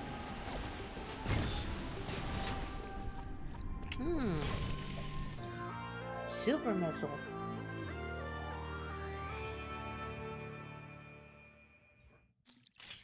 Oh, you mean it's weird logic how standing on the thing doesn't make it go down, but grabbing on the ceiling of it does? A stronger version of the missile. Hold R and press Y to fire. Consumes missile ammo, and they can destroy super missile covers. Oh, it's been a while. In Super Metroid, did you have to like manually switch between like different missile and beam types? Forgive my forgetting, Metroid super fans. Please don't judge me too harshly for it. It's been a hot minute. Is there anything else I want to do here? Since I have the super missile. I mean, I could break this, but it wouldn't really do me any good right now. Here we go. I think? No, wait, no, this is a different type of door. It's not a super missile door. Yeah, never mind. It's a totally different type of door. That's a super missile cover up here.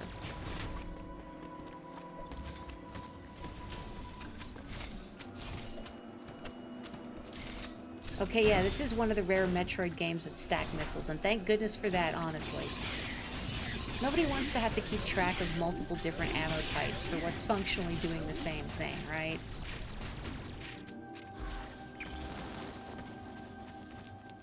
Okay, you did switch between them. Okay, I'm not completely losing my mind. There's a thing in here, too. Oh, that's right. That's right, that thing turned sideways. I remember now.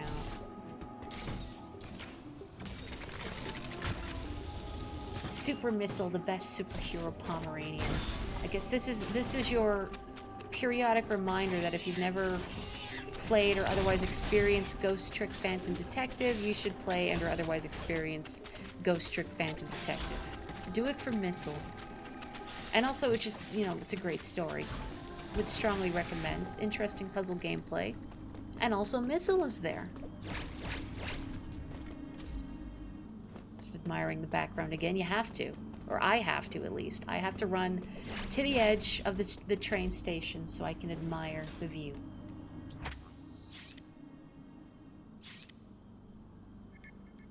Can Kapotoko ban himself for judging me? I don't think he's judging me that hard. Maybe a little bit.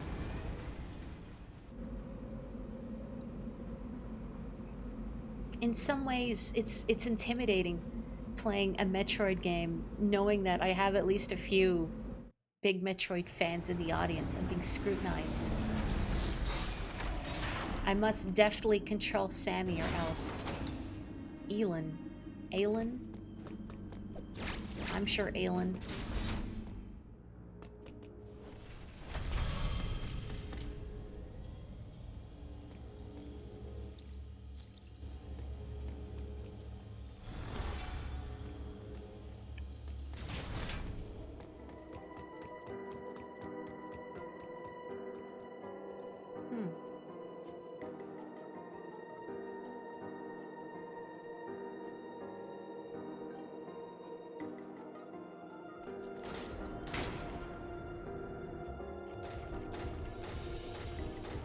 The red carpet treatment. How ominous.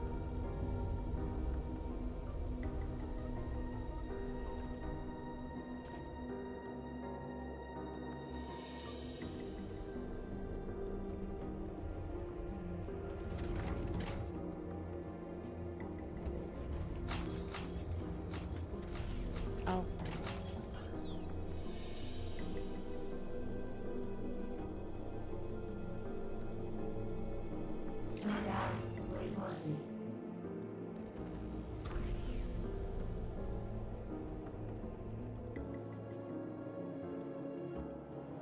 I've been deemed acceptable.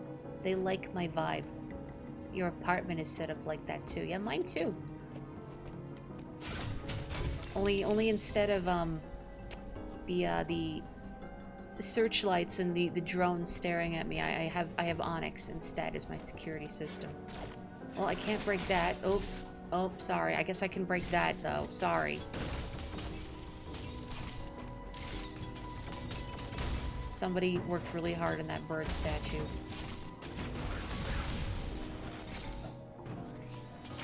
You may enter.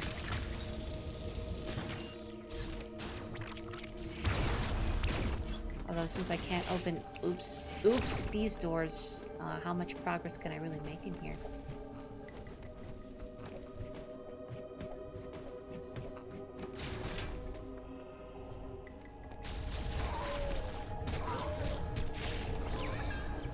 Uh-oh. Uh-oh. Oh dear. An X-parasite mimicking an enemy will revert to its original gelatinous form when defeated. Samus can absorb the X to replenish energy and ammo. Uh-oh, that's not good. The fruit gummies have appeared. Okay, fine, don't. Oh, okay, I was gonna say that don't die, but no, you did. So if you missed the very beginning, the X-parasites are essentially the reason why Samus came to ZDR in the first place. Why I'm running back against the current, I don't need to. Because they are a galactic-wide threat due to their ability to essentially do the thing, that movie with Kurt Russell that I've never seen, to all forms of life. And Samus is the only one able to stop the X-parasites due to her natural immunity with her Metroid DNA. Also, welcome. Hello.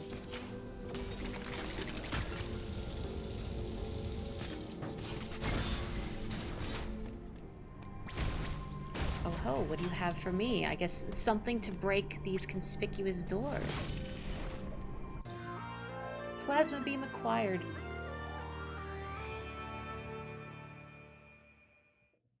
You might be late to this, but you feel you need a Nintendo Switch in your life. I would agree, but I may be a little biased because it has Metroid Dread and some good Marios and Splatoon and all the stuff on the eShop. You can get some good indies on there.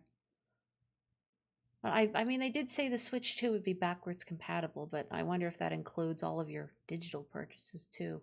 Anyway, I shouldn't think too hard about it. They'll explain it next month. Fires a powerful stream of plasma that can pierce through multiple enemies and damage robotic enemies without the need to charge. Press Y to fire. It can also destroy plasma beam covers.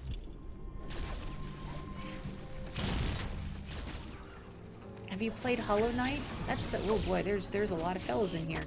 That's the Metroidvania that I would recommend to people. Aside from actual Metroid games. But I may be biased. I like Hollow Knight quite a bit. No. Excellent. I mean, I need to play more Metroidvanias generally. I've not played it, but I've heard the more recent-ish. I mean, it came out like a couple years ago now, but the more recent-ish. Oh, I can't get through here. Prince of Persia was also a very well done Metroidvania and had a lot of good quality of life. Details that made it a very pleasant experience to play. Oh, I broke another statue. Like, I haven't played it myself, but I heard you have the ability in a room to sort of take like a screenshot of that room and pin it there on your map so you can make specific note of, okay, I need this ability in this area. Oh, that was way too soon.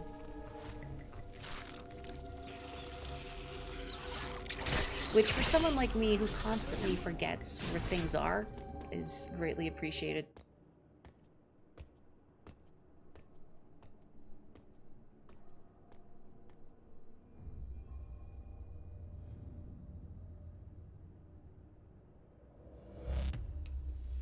Oh.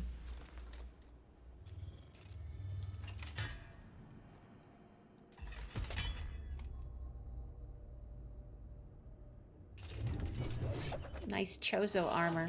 We're almost matchies, but not really.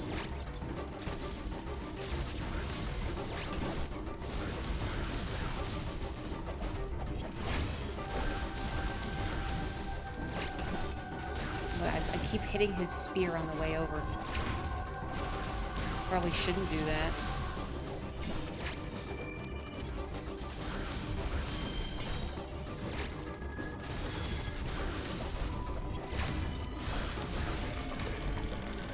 Uh-oh.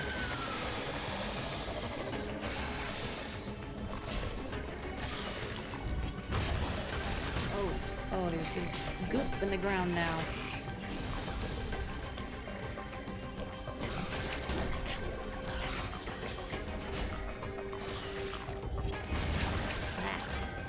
Uh-oh. Well, you must have an attack you can parry, but where it is, I don't recall. Oh, I played Ori and the Blind Forest a little while ago. That was a good one.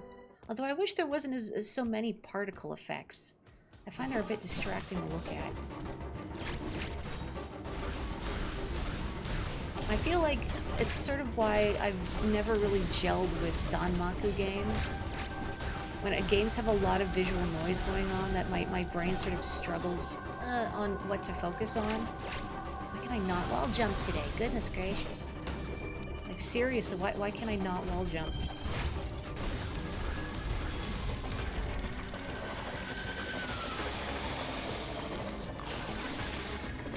You know, good on you for trying to move past that esports gaming background. It sounds just very stressful, just knowing the kind of environment, the mindset that esports facilitates.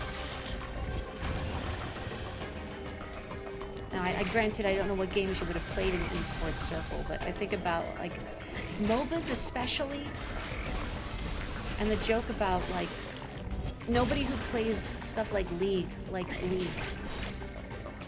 And the people I know that play MOBAs like League and Dota and whatnot, they say, oh, it just makes me angry. And why do you play them if they make you angry? But then, I don't know, I'm not one to say whether or not something is fun for somebody. Maybe the stress is enjoyable. But anyway, I'm not big into games that have a lot of visual noise, and I much prefer these sort of one-on-one confrontations. Things just feel a lot more deliberate, and I feel a lot more cooler pulling them off. Wait.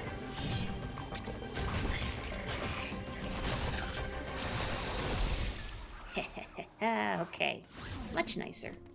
Now that was cool. Redemption arc. You're used to many things on the screen thanks to esports. What did you play, if that's not weird to ask? And of course you don't have to answer. I never want to put anybody on the spot. I can't get that. Why can't I get it? I want it. Why hath you forsaken me? Ah, that's why. There we go. Maybe the stress is fun. Dark Souls fans have entered the chat. You know, I liked Code Vein, but I didn't find it all that... Well, okay. So some of it was stressful. Like, what was it called? Like, the Cathedral of the Blood or something? I remember what the area looked like. It was quite a striking visual design. Sort of these bony white spires everywhere. But I remember trying to make progress there was very difficult because there were enemies there that would just kill you so quickly. And finally finding another... Gosh, it's been so long since I've played Code Vein that I don't remember what the in-universe equivalent to a Dark Souls bonfire was. But just finding another one of those felt like such a triumph. Please let me live.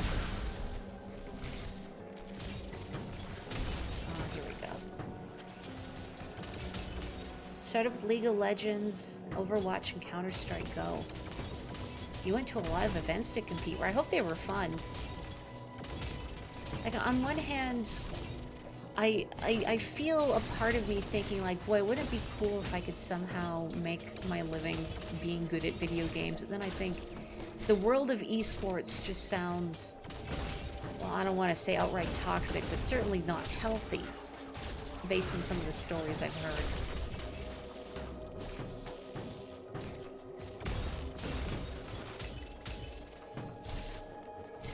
Is the stress what makes Dark Souls fun?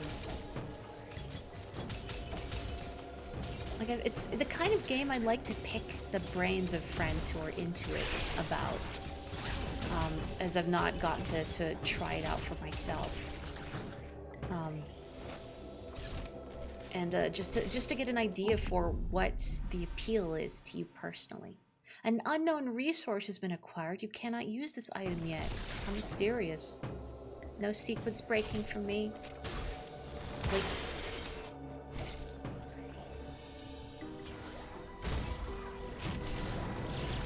I'm a little concerned about the prevalence of the X-parasites here. I feel like maybe I have unleashed something I perhaps should not have unleashed. What is in this room that I have not picked up? Why did I just close my map and then immediately forget about these fire jet creatures? And then I walk right into them.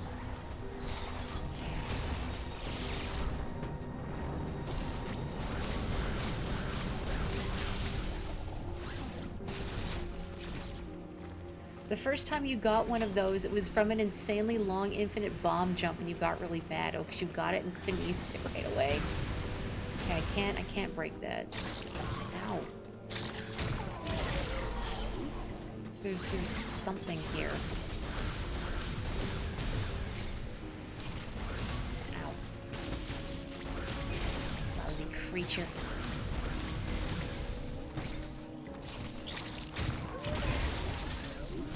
What makes Dark Souls fun for you is how the combat feels. Like every move has to be precise and with a lot of reflex and thought into it. So that's the kind of stuff I wondered. Like if it's the deliberate pacing that appeals to people. Or if it's the thought of overcoming a challenge. Like I know for some people the thought of going into a boss fight, and yeah, I just missed whatever, well, there's a speed item that I need to get, but I don't feel like doing the tech, so whatever. For some people, the thought of having to beat their face against a wall, so to speak, I can't go that way, and trying to take on a boss is not fun. Like the expectation that the boss is designed as such that you're probably going to bite it at least a dozen times, if not much more than that, before you succeed. And for some people, that's fun, and for some people, it's miserable. Yeah, I don't find that enjoyable either if you're just thoughtlessly mashing buttons in a game. So where do I want to go? Can I go back out the way I came? This is blocked off now. Well, why don't I go up here for now? Yeah, I know games that feel too mashy, for lack of a better word, when you're just sort of mashing buttons and being very thoughtless about it. And I can see why that might be fun for people or would have a catharsis factor. But if one is craving some thoughtful technical gameplay like this, then yeah, just wouldn't scratch the itch. No, I don't want to go up here. I actually want to go down here.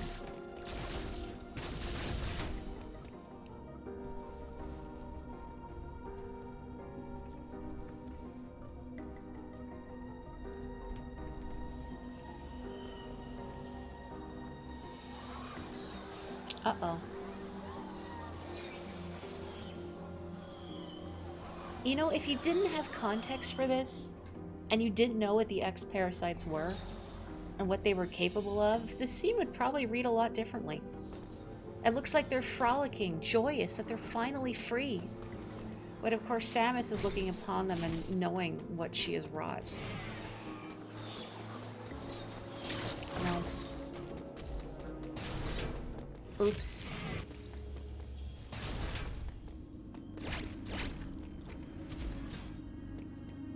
Oh, posture check. I will do that. Thank you. Oy. Adam, I think I messed up. Okay, Adam, you have to promise not to get mad at me, okay? No matter what. That's true. She did close the door after she entered. She didn't leave it open. It's not my fault. Oh, I thank you. I try to be well-spoken and articulate. The downside is I'm also easily distractible and very tired a lot of the time, so it doesn't always happen.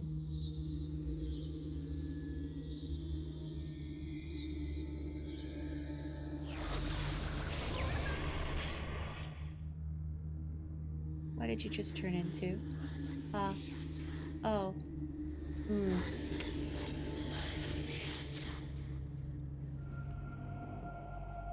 Quiet Rogue? My friend Quiet Rogue? Oh, don't do that. No, that one was posed so elegantly. It's going to get its beautiful blue plating dirty. She's kind of an expert at letting X out of containment zones, yeah. Yeah. She's very good at just breaking things generally. Oh boy, everything is infected now. Oops. Ooh. If Samus could tug at her collar. Ooh, sorry. I mean, look at the cool colors on this creature, though. It used to be like a black and tan beforehand, but now you've got some sort of fancy purple and red going on.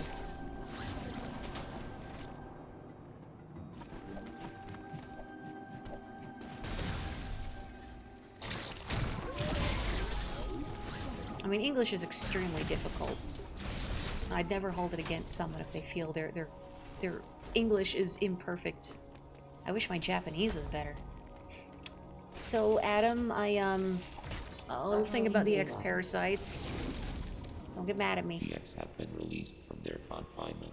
They have now scattered across the planet. This is no doubt the work of Ravenbeak. His motives are still a mystery, but your Metroid DNA grants you immunity to the X-parasites. You can even absorb them. Perhaps it was some kind of message. Regardless, the X are here. They are overrunning the planet. They must be destroyed. Hurry to your ship, Samus. I trust you will make it here safely. Yep. It was totally Ravenbeak who did it. We went through the front door and then Ravenbeak just stuck his foot in the door before it could close properly. Oh, what are you becoming now? Oh boy. Oh.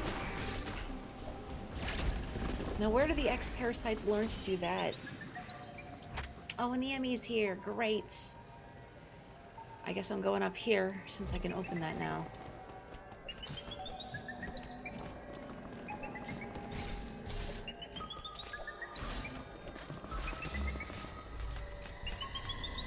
Hey.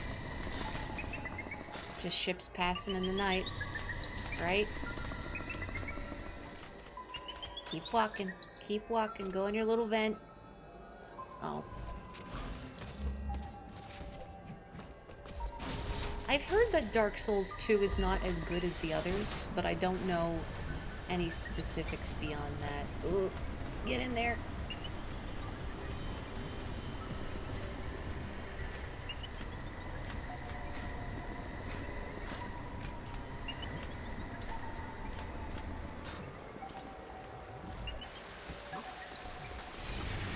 What I wonder about Dark Souls, because I've heard, yeah, some mixed things about 2 in particular, is that I think a mark of good difficulty in a game is that if you die or otherwise fail a challenge, that you recognize why. That you can see, okay, I zigged when I should have zagged, or I should have used this move, or I need to do X instead of Y, whatever, something like that. Where you can recognize that A, the death was entirely your fault, and B, how to avoid it next time, that you've learned something, versus difficulty that's poorly implemented where stiff controls or inconsistent hitboxes or poor enemy design like Medusa heads and the birds from Ninja Gaiden, which I mentioned last time, are unfair obstacles getting in your way. Where it feels like your failures are not entirely your fault, but the game essentially giving you the middle finger in a way. And one difficulty feels satisfying because you're overcoming a challenge through your own abilities, specifically, versus overcoming a challenge where you're feeling like you have to fight against the game design itself, if that makes sense.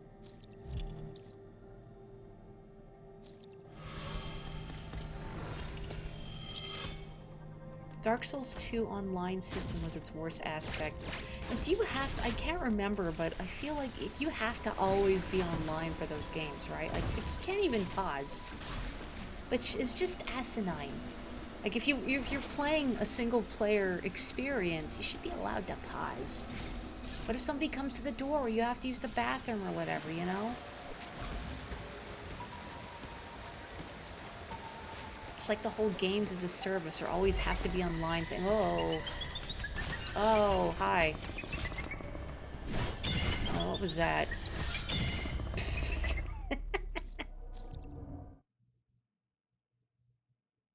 Okay, you can 100% be offline, but does it let you pause though? I feel like I remember reading that they don't let you pause in Dark Souls. Dark Souls 1 had the better story in the world. Oh, what's in here? What's in here? Oh, no. Great, now I gotta go all the way back up there. How is the world building in Dark Souls? I've heard that I'm frozen. Well...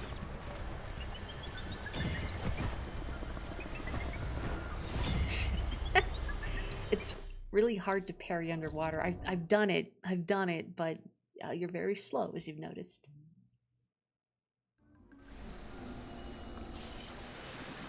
Okay, so it seems like the Emmy is over here, because it was here again when I reloaded. So I should maybe see the... Oh, never mind, it's below me. Okay, well, forget that then. Go. Yeah, I've heard the original Dark Souls, at least. I don't know the other ones, but the original Dark Souls is quite bleak. Now, I don't know if it's interestingly bleak or unappealingly bleak, because there's a limit, I feel. You need to have some, levity. Otherwise, a narrative can feel like a slug. Oh, they're tiny little X-parasites. How cute. Well, you know, it would be cute except for everything else, but...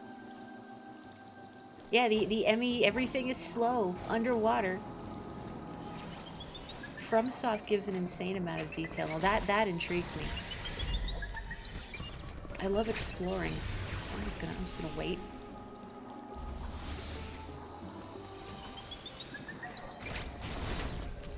Yeah, who's not getting caught underwater? Couldn't be me. Okay, there's the central unit. So I need to get up here, but of course I can't get up here because it's flooded there.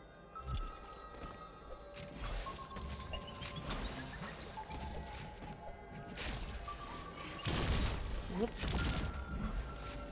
Nope. Uh-oh. No? Okay. Oof.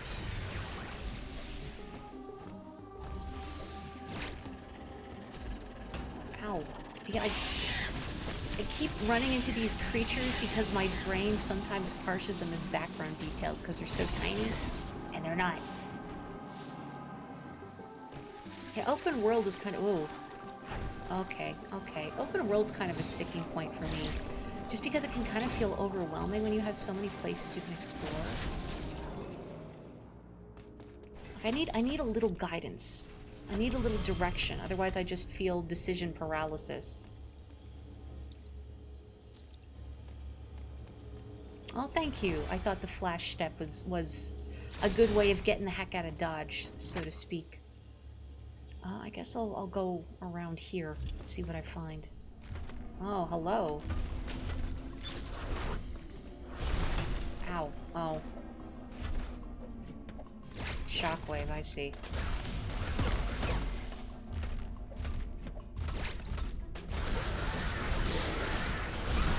Must have a thing I can carry or something.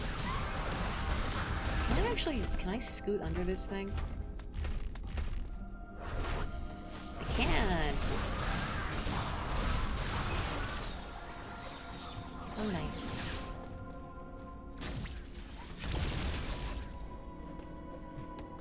The open world games is something I've struggled with in the past, because again, I get this kind of decision paralysis. But also, I get so distracted by all the places you can go. And then I don't know what to focus on. Or if something is open, I'd like it to feel maybe a little contained. I've been playing, actually, so I'm still working my way through UFO 50. And I'm almost done the collection. I'm on like the 40-somethingth game. Called, blue. Called Minnie and Max.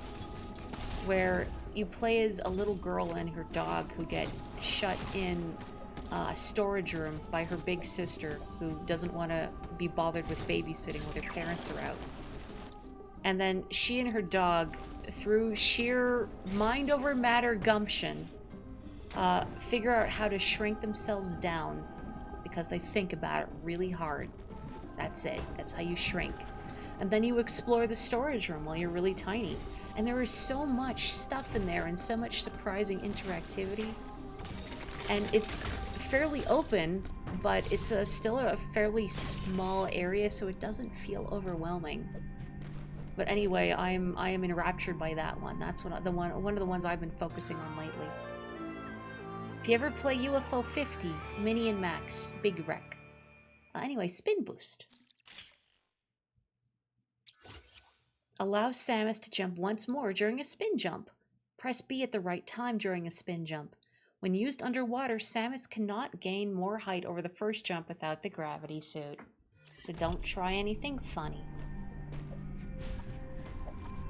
Still, getting a double jump is an important milestone in any Metroidvania.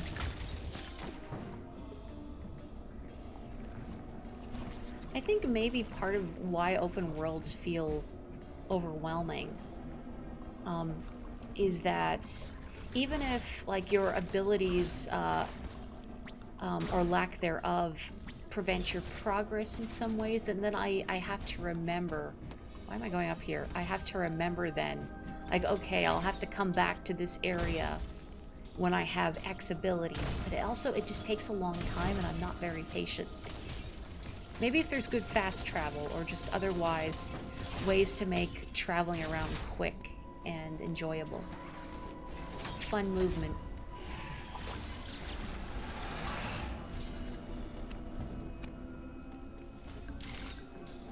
I am curious about Echoes of Wisdom. I would like to try it at some point. What I want to know is if you find it's like, whoa, like thoughtfully designed. Or if it just feels too easy to, like, break puzzles by, like... I've heard people say that you can do a lot with the bed item in the game. That it's just unilaterally useful. Oh, I can't break that yet. Hello? Hello? Oh, another one of you. Ow.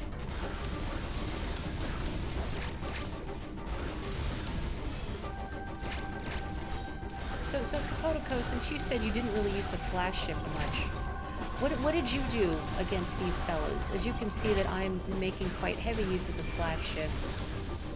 Not just these fellows, but also like the robotic chosen warriors as well. The ones with the blades on their arms. Ow, why did I charge directly into that?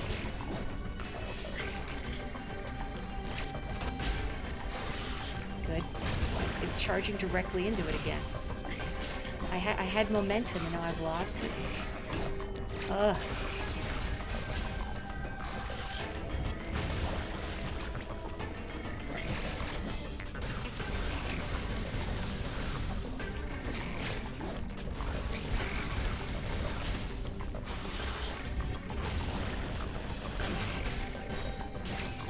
Focusing.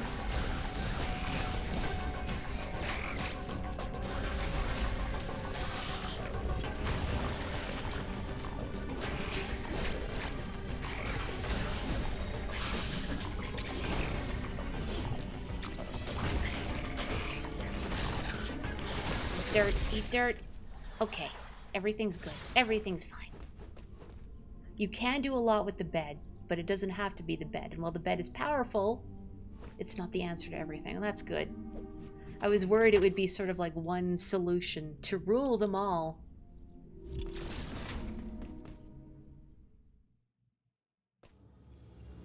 You literally just choreograph their moves so instinctively that you could gauge how far to retreat and move forward. And it works too.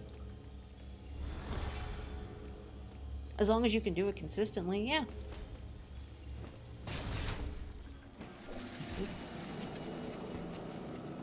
When's Metroid bed? That's at the end of the mission when Sammy tucks herself in for the night. Don't do that. Ugh, now I'm all the way down here.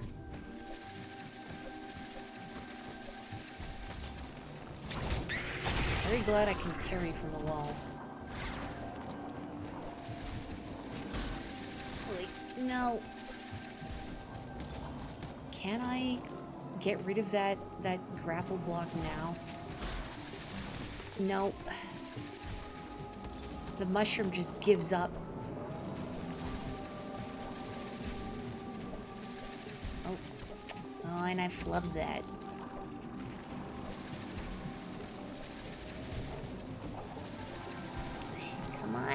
Come on, me, get up there, please.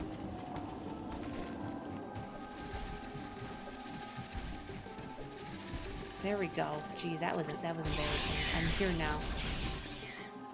Jolene has come to nap on the desk. Oh, Jolene, blessing. Reading the chat for important cat updates, but worth it. I'll always fall down a pit if it means I get to read about someone's cat. Where's Onyx, when I think of it? He's not snoozing on the couch like he often is when I'm streaming.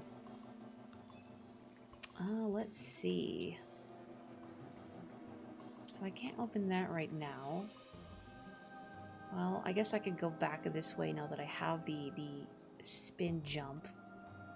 And maybe I can get up here? I can jump across that.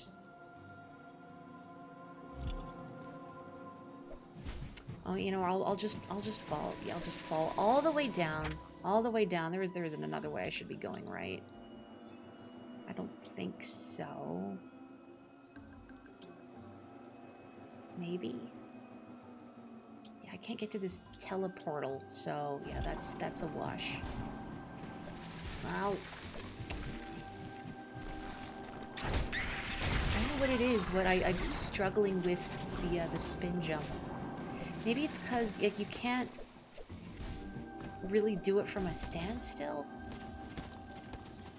Can I do X? Yet again, the answer is technically yes, but... Obviously, I need to learn some cool Metroid sequence breaks. It is not destructible. Okay, there we go. Just had to have faith. Uh-oh. Oh, no. Get in there. Get in there.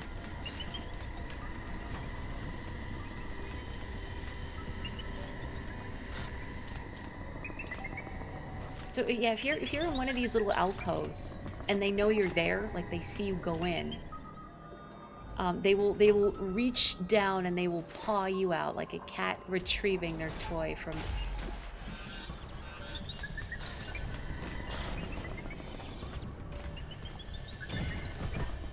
Beneath the couch. Yep. Yep. Why did you turn around, Emmy? Why? You just had, you couldn't even prove my point because I couldn't get under there in time.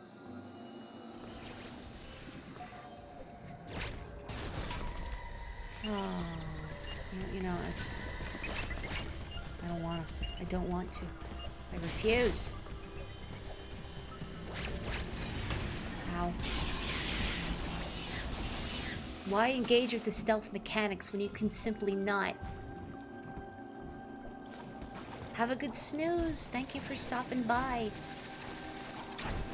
Oh, I can't parry that thing if I'm falling, huh? Can I reach it from here, maybe? Well, I have no idea if I'm hitting it, so never mind. Don't harass me.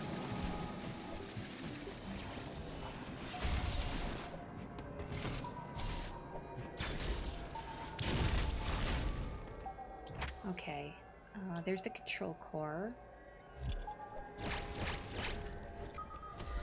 Oh, no, don't do that, don't do that. It's not a very aggressive Emmy, though. I mean, it sees me, but then it freezes me. And then I continue to live. Why am I hitting the Cheerios? Why are the Cheerios being dispensed from the corner? They're practically on the floor at that point. That's not sanitary.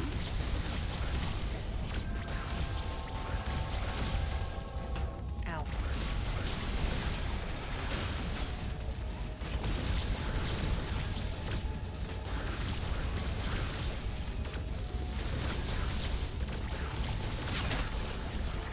Hooray. That's something a lot of people seem to have an issue with in this, that the Emmy sections aren't stealth as much as evasion. I'm glad that they're evasion rather than stealth. Or at least I can get away with evasion as opposed to stealth. So I don't like sitting around passively waiting for a creature to leave. They aren't scary, they're annoying, yeah. I mean, definitely stressful, and I do think they provide interesting challenges. I think it is thrilling to go up against an Emmy. But I'm going to use the grapple beam by accident. I'm going to use the grapple beam by accident. What is Samus's mission? At this point, live.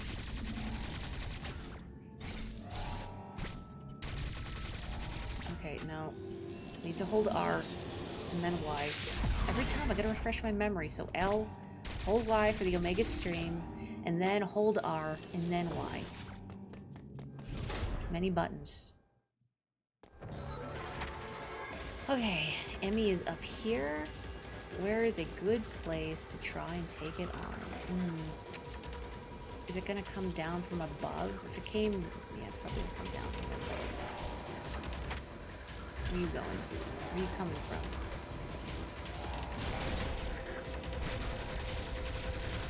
I don't think this is a good spot, actually. No.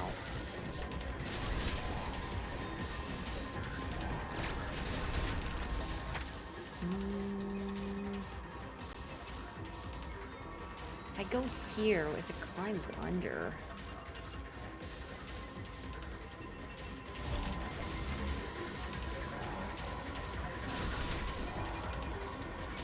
I don't know if it will climb under though.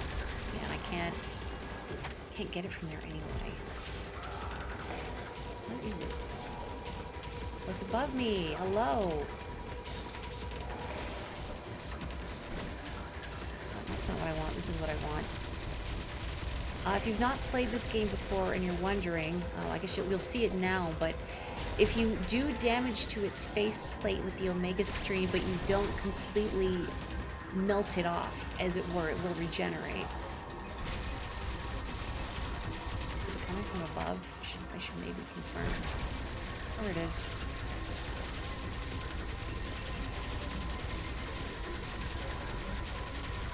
This also is not really a good spot for that. I feel like this room isn't a bad idea, though. Uh-oh. Oh, no, I meant to wall jump, and I didn't. was really hoping to get an Emmy parry this stream. That's why I'm getting caught, obviously. The cooldown on its freezing shot.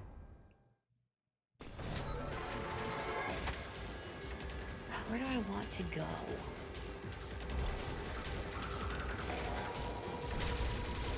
I feel like... Did I stop it here when I played this for the first time? I don't recall.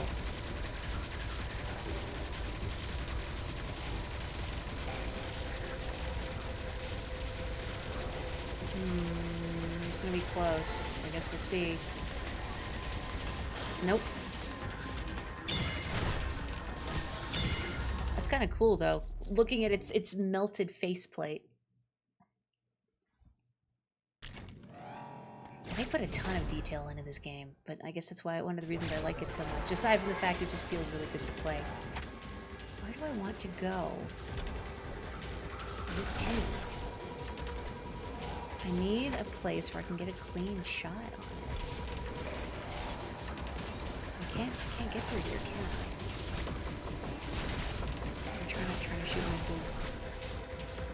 I can't get through there.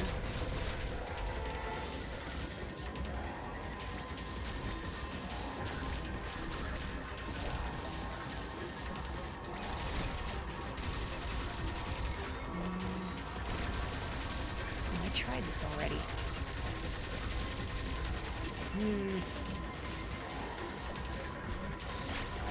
Well, that time I wall jumped successfully, at least. Oh, and then it's gonna come up the wall beneath me, I think. How metal is the Emmy to have its face half melted and still grab me? It's pretty metal.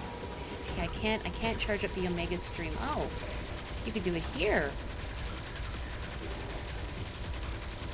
Oh, that's perfect.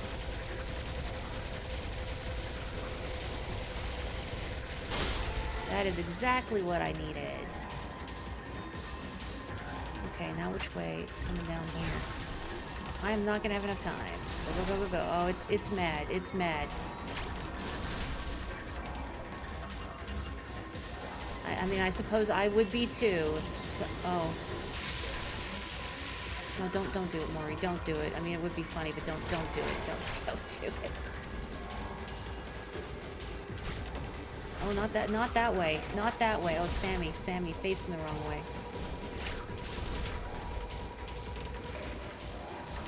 Okay, if it climbs on the ceiling, we're good. If it doesn't... Come on, man. Okay, fine. Fine. Oh, no.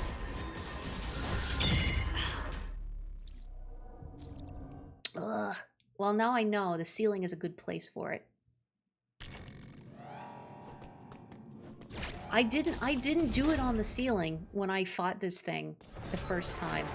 I feel like I took off its faceplate here, and now I don't know how I did it. But it definitely wasn't on the ceiling. Maybe it was just gumption. You could achieve a lot in life with gumption.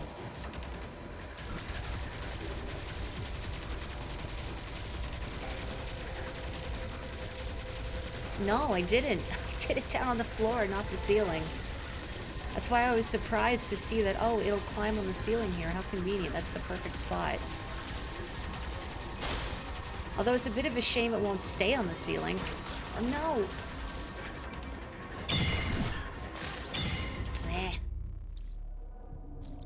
Could have done it on the ground when I tried it if I had perfect aim.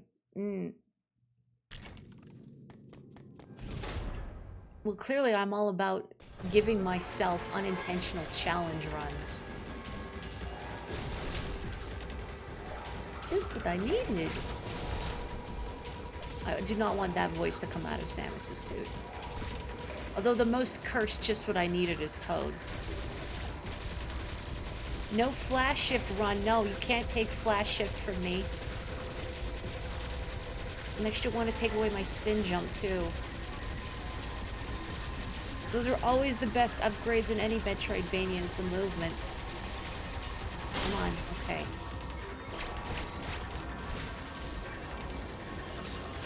Why is it smart enough to do that?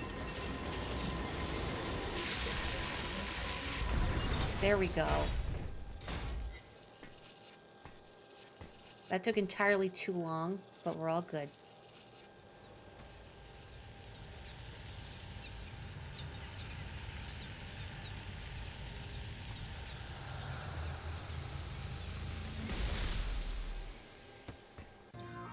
Ice missile acquired. It's a shame there were no more Metroids. Missiles upgraded with the ability to freeze targets. Hold R and press Y to fire. Consumes missile ammo. So I'm not misremembering. Ice missiles were a thing.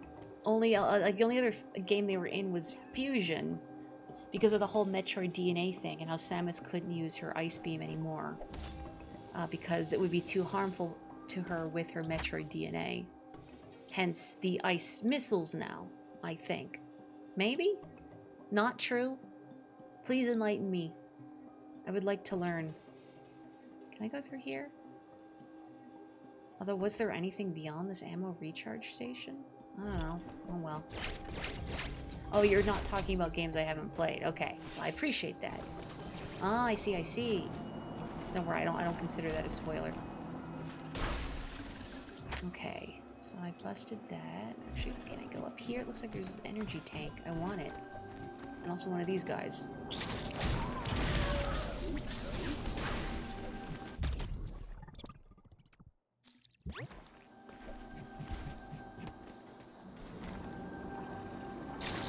How many things is Samus? That's a good question. At this point, I think she's 33.333, etc. % human, and then 33.33, etc. bird, and then 33.33% Metroid, but the ratios may vary. Maybe that can be your new headcanon. You decide what ratio of stuff Samus has in her DNA.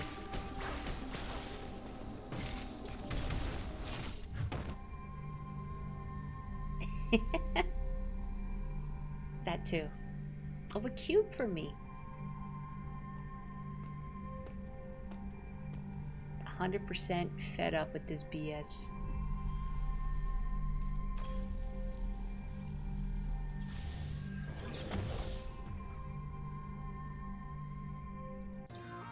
Pulse radar acquired. Oh, heck yeah.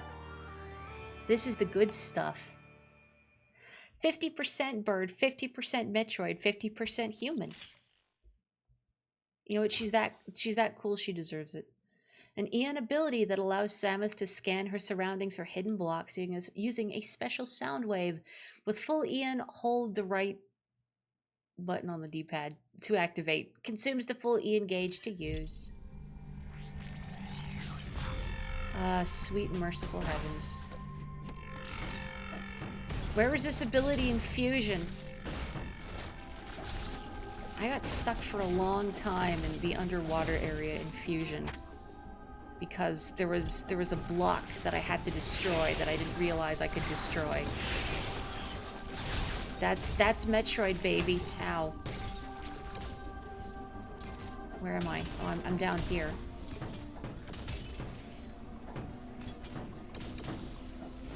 That's true. The power bomb was sort of the equivalent of it in Fusion, and I often utilize the power bomb specifically for that purpose, to just see is there anything breakable in my vicinity. And yet I think it's because the block that I could destroy in the underwater area was not easily visible. Something like that.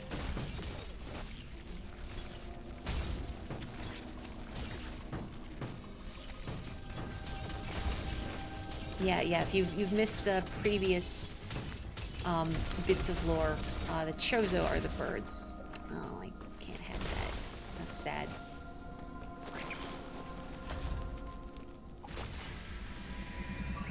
Yeah, I like that too, that the pulse radar is a little persistent.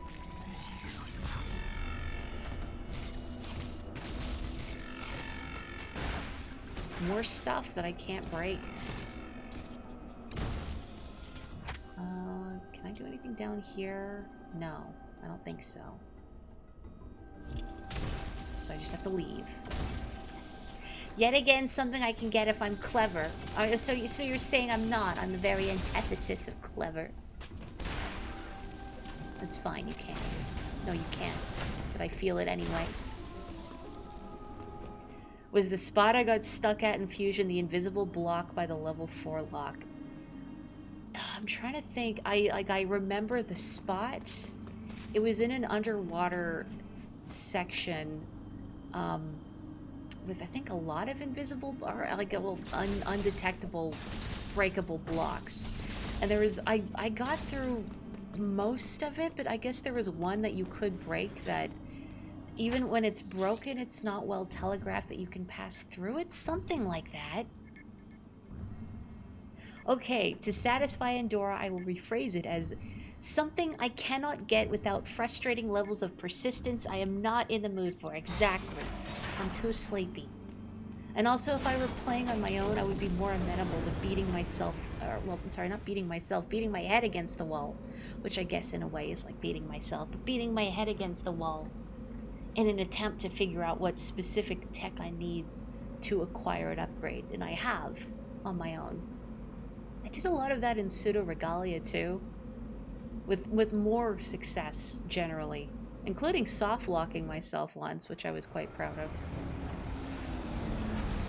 Parkour too good. But that upgrade in particular requires some cool movement tricks, and then you can sequence break and get a super late upgrade. At some point, when I'm done replaying it, because I don't want to spoil stuff that I haven't done yet. Yes, I've played this game before, but I've forgotten most of it. But afterwards, I'll have to find like a speedrun or a video that otherwise shows off all the cool tech you can do. Like a challenge speedrun or something. It'd also be cool to see a low percent run. Just seeing the kinds of sequence breaks people can do in Metroids. Look at all of this. All sorts of stuff above me. Ow. Creature, please.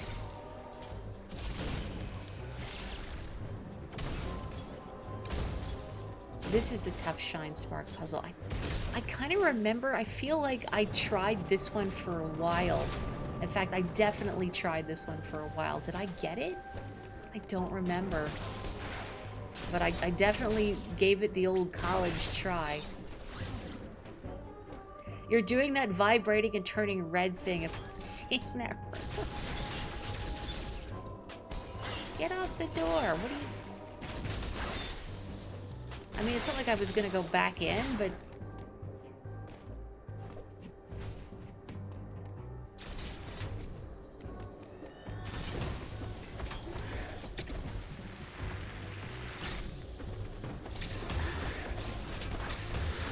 It's like all the creatures getting in the way. Good.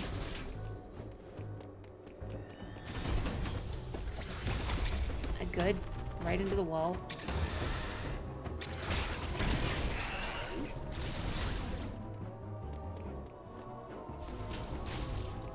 And I lost my charge. Maury, this isn't worth it. This isn't worth it.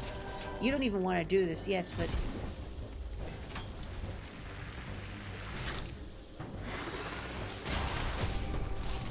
Okay, I'm here. What does it get me? Oh, there's... Oh. Oh, why? Yeah, it's Kraid this time. Ridley is so last Tuesday. Nope, I'm not through a Taito. See, this. See, you have to maintain a boost, and then bomb those blocks, and then boost up there.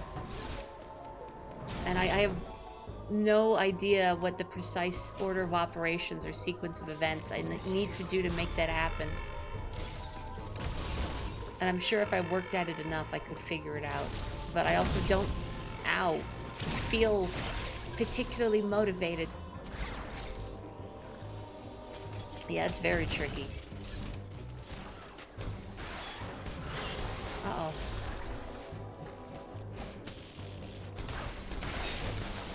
Let me out. Oh, Adam has some words for us.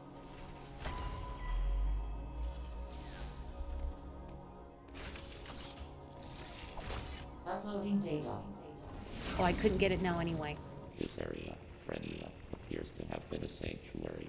The Makan conducted ceremonies and rituals here. Now it all lies in ruin.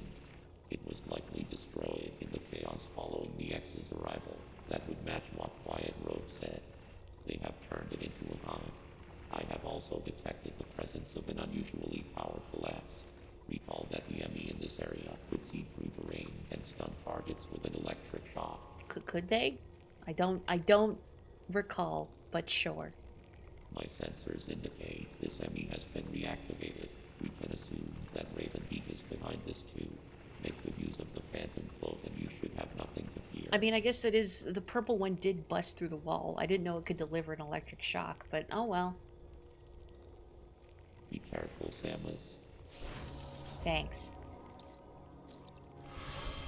I'm not feeling the conviction, Adam, but thanks.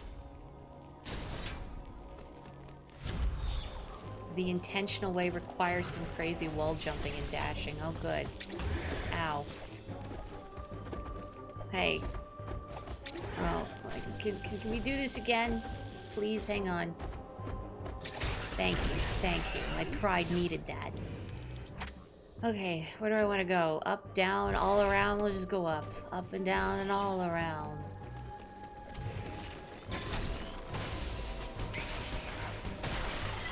It's kind of satisfying freezing stuff with the ice missile. Oh, I'm here. There's an item here, but I can't get it, so... do I want to? No. Let's go back through here.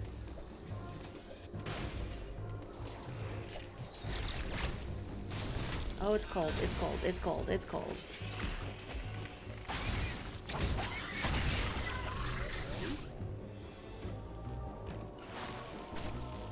Let's go in here.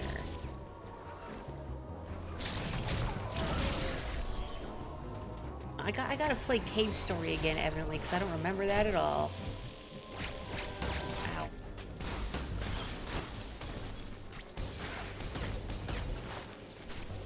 Oh, it's immune to my missiles while it's charging its electricity.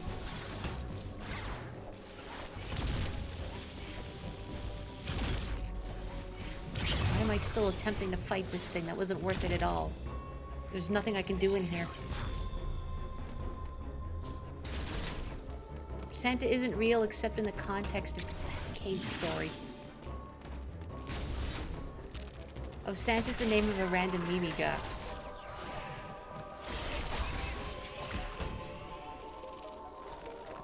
I remember Quote and Curly Brace and Sue and Balrog. I had to think about it for a second. My brain really wanted to call him Bahamut. I'm just gonna blame the mention of Final Fantasy earlier. And that's about it. It's been a while. I have played Cave Story before, but it was a long time ago. I didn't get to see the true ending, because I didn't know it existed. Oh, okay, never mind. Well, one of them is kind of. Oh, that's also a cold room. I get if you weren't here last time, I do know that although if a room is cold, it will be marked as such on your map via the door. I like to step into it anyway, just so I have this blue dot on my map, so I can still see it when zoomed out. And thus, whenever I get the ability that will let me navigate these rooms, I will see exactly where they are on my map. Can you... I'm trying to soliloquize. I don't even want to parry it at this point. Oh, I did.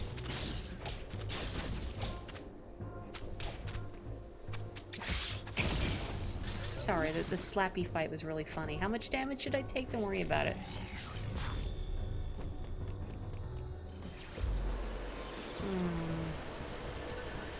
Where is it? Oh, I was like, how come I can't use my, my Phantom Cloak because I drained my Ian?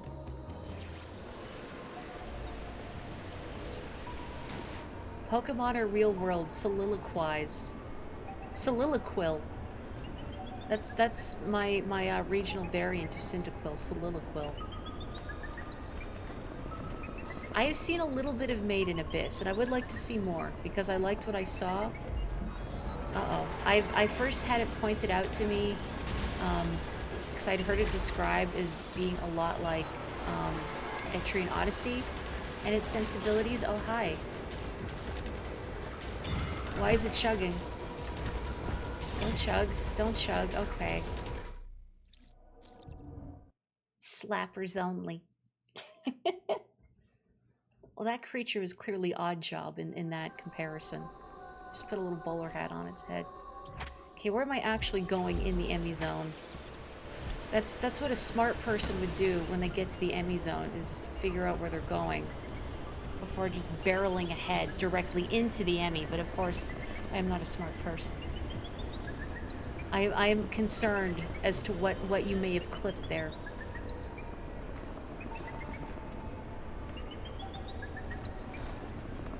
Keep going. Keep walking. Keep walking. Okay. Oh, that wasn't enough. That wasn't enough. That wasn't enough. Oh, man.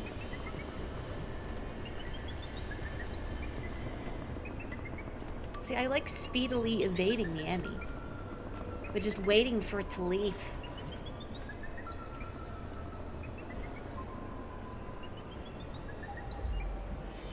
And I don't like it when people describe stuff as problematic, just because it feels, as a term, extremely reductive. And that it means something different to everyone. It's like people having, and I know this is a thing on Tumblr, people putting like having do not interact lists, and then putting stuff like general DNI criteria. Like, okay, what does that mean? Oh, botheration. Botheration.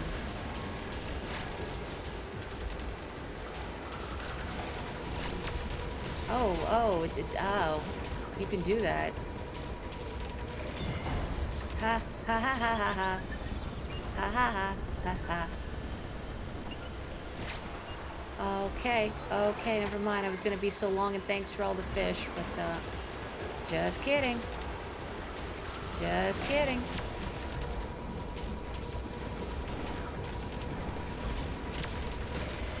Okay. Don't.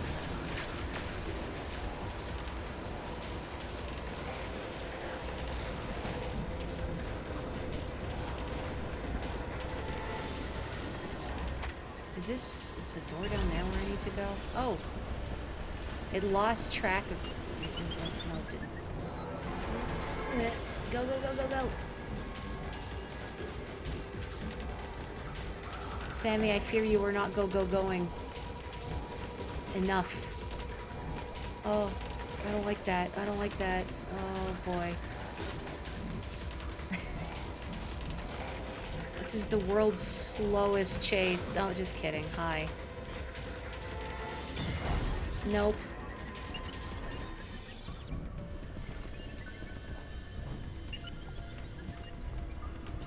Two in a row. Redemption arc. Can you please leave? Can you please leave? I'm dying, Squirtle. I'm also dying, Squirtle. We're all dying, Squirtle. I just need to go up here. I just need to go up here. You just need to leave, Emmy. You just need to leave. You just need to leave. Please leave. Please. Keep going. Keep going. That's it. Keep going. Oh.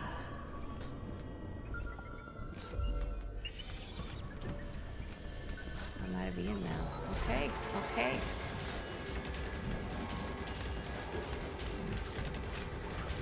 I'm dying, Squirtle.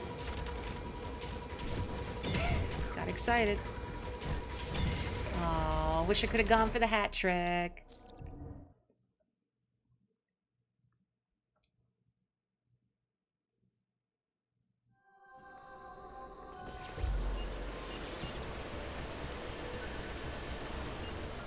See, that feels more like a valid criticism of something, because it's a specific reason why something might make a person uncomfortable versus just saying, ballpark, this thing is problematic. It's like, what does that mean? Like, do we have to put these words on a shelf until you know how to use them properly? Hurry up, Sammy. Hurry up, hurry up, hurry up. Oh, don't go that way. Please.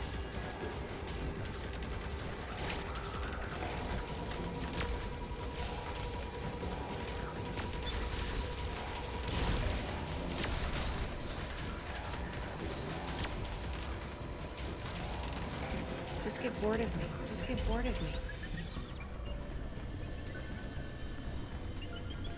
Was I playing Pac-Woman for a bit there? Why won't the ghost leave me alone? Where are my power pellets? Can I have a nice cherry to feast upon?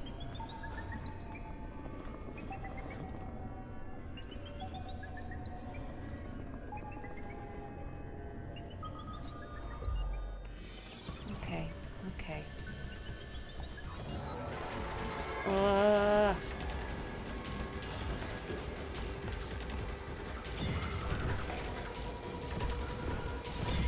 man. Okay, I need to get past Semi. I need to get past this Emmy. Ugh. If it could just like stop detecting me immediately. But I don't know if it's just always going to be there. Maybe if I walk in like this. Okay, it will not detect me immediately. Okay, there it is. Okay. You saw me. I guess I can see through walls. I don't know what I expected. Hi. Why did I do that so soon? I get excited. Ugh. I will not let them beat me. I've never read Konosuba. I've heard of it, but I can't say it sounds like my particular kind of series. But then I'm extremely picky about what I watch or read just because I don't have a lot of time or energy and not the best attention span either. Oh boy. Well, I'm about to get caught, so it was nice knowing you all. It's gonna paw me out of the hole. Just wait for it. No? You're not gonna paw me out of the hole? No, okay, never mind. Flash shift, please learn to swim. I wish. I wish. Oh, come on, it hurt me. Oh, this is agony. I just want to leave. I can't leave.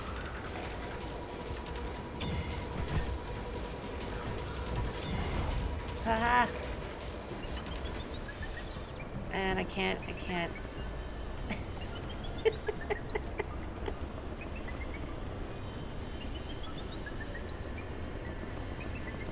Can you just go, please? You know, I have a recollection of when I played this on my own, basically the same thing happened as I spent forever in this one particular Emmy zone. Because underwater movement is very slow. And I have to wait until it leaves, because if I try and leave now, it's gonna hear me and it's gonna come back. I know I can still move while being invisible, but if I move, my Ian meter will drain faster, and I was hoping it wouldn't hear me, and it heard me.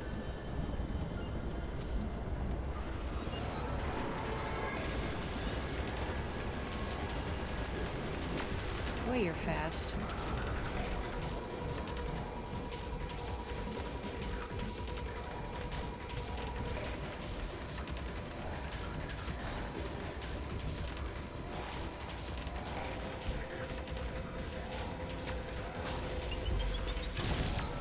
Hurry up.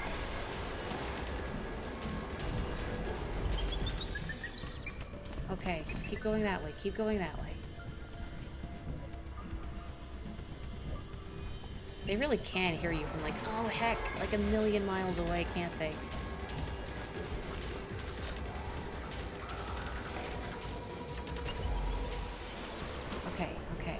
keep going. Just keep going. Just keep going. I really hope it's not coming from above. Oh, and it can sense me. Heck. Which way is it coming from? Down there. Yes! Freedom! Freedom! I don't have any, like, fun taunts or anything I can use to celebrate, but I'm out. Ugh. Misery. Misery. Pain. Suffering. But we're out.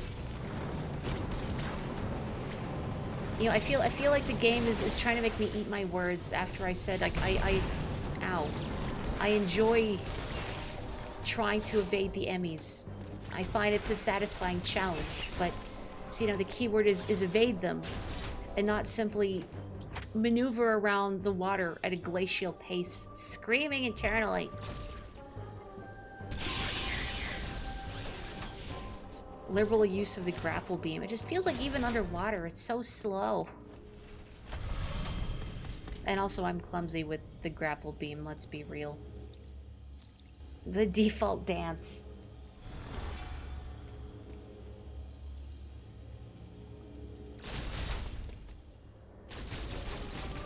Maybe that's why I gelled with the whole Emmy mechanic more than I thought I would, because it winds up now being more about actively evading them than stealth, because as you said, the later stage Emmys can just detect you from anywhere, it feels like. Who would have thought that these extremely powerful exploration and research robots would be very well equipped to hunt me down? Oh, no, don't leave me. Leave me be. Nope. Nope.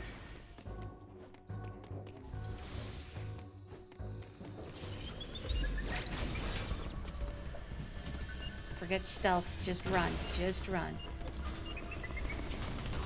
Come on, come on. Oh, that was way too soon. I just scoot back into it. Right into its open arms. Uh-oh. Don't fall. Don't fall. Great. I do recall that often my strategy... Hello? Oh, I can't flash shift by it. Nope. My strategy in an Emmy zone is no, I've forgotten my strategy now because I'm thinking too hard about how to circumnavigate it. What was my strategy in an Emmy zone? Scream internally? Yeah, maybe that was it. But what I'm trying to say is there was more methodology, but heck if I remember what it was. I guess I want to go here. Yeah, the best Metroid game, I think, is quite debatable. Many people have very differing opinions, I'm sure. It's like sort of asking what, like, the best Zelda or best Mario is. Because it's such a personal thing, and it kind of depends on what you like about the series. I mean, one can argue that some games are maybe better crafted than others, or more enjoyable generally. But specifically what resonates with people, that can be harder to say. Why don't I just parry this thing? Oh, because it's dead, that's why. You imagine most would say Super, but you love Prime 1. I mean, Prime 1 was really good. And I mean, when I played Super, I did enjoy it. Although, I still wish the controls were a little more streamlined. Maybe there's like a mod out there or something for it. Whoop. Please don't shoot all your children at me.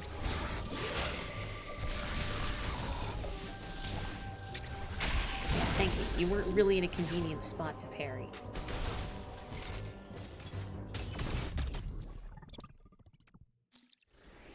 My opinion, I feel like I haven't played enough Metroids to have a thoughtful opinion on it. I've played Super Metroid, I've played Metroid Zero Mission, I've played Fusion, I've played Prime, I've played this one.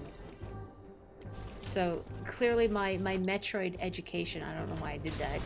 My Metroid education is incomplete, and I must play more Metroids. I must do it for Sammy. Can't do anything in here right now. The best one is the one that makes you the happiest, true that. I need to play Metroid Prime Pinball before I can really decide. The pinnacle of the series. I'm gonna go up or down. I guess I want to go up for this. I must go back and suffer, or rather appreciate Metroid 1. Oh, I mean, I played Metroid Zero Mission. Is that not good enough? That was the first one I played, the Zero Mission. That was babies first. Feels goopy in here. Looks goopy. Oh, hello. What are you? Ow.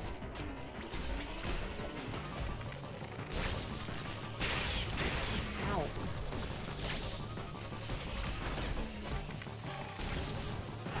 Ow. It just dashed directly into it.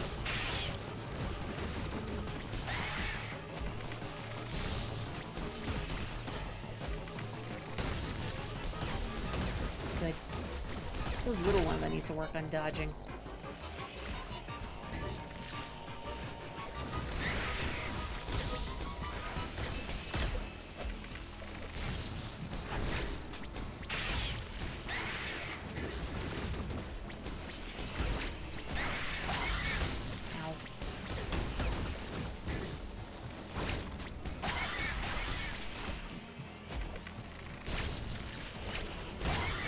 Botheration.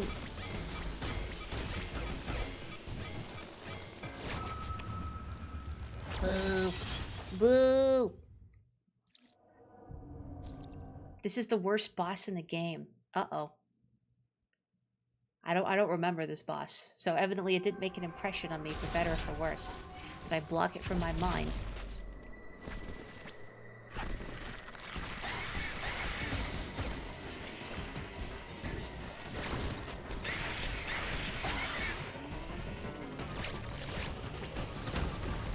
Little things. Sometimes I want to flash shift through them, but I have to remember that that's not a thing you can do in this game, I don't think. Like, maybe? Do you have iframes when you flash shift?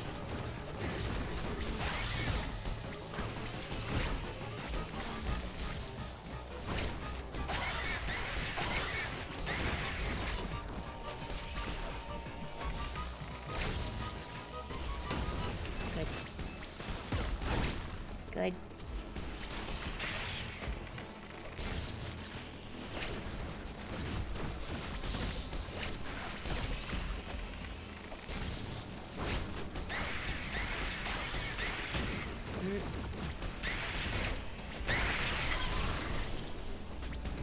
Oh hey, it's an X-Parasite core. I remember you from Fusion. Seeing these things are honestly a big relief. Because it meant, okay, the annoying part of the boss fight is over. Mostly.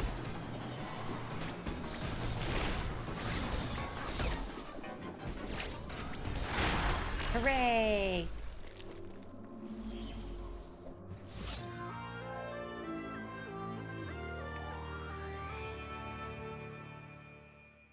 This boss is awful on Dread mode. Oh, I bet. I don't want to dodge all those little purple bits in Dread mode. Ugh. The hardest boss in Dread mode. Oh, man. Yeah, I'd buy it. Contrary to what it may look like, you do not have evasion or invulnerability frames during phase shift. That's what my recollection said, because I remember trying to do it on that fight against the Chozo robot, the Robozo, that killed Quiet Robe. Trying to dash through it and realizing, oh, you can't dash through it, you just collide directly with it. It's not like the Shade Cloak in Hollow Knight. Locks on to up to 5 targets and fires a barrage of guided micro-missiles. Hold R to begin charging the missiles. Once charged, a yellow laser sight will appear. Use the laser sight to designate up to 5 targets. After doing so, press Y to fire a barrage of micro-missiles. Consumes 3 units of missile ammo per target. Samus can use these to attack multiple lock-on points at once. They are also effective against enemies cloaked in electrical energy. In addition, they can trigger storm missile boxes. Alright. This is a good ability. At least that's my recollection.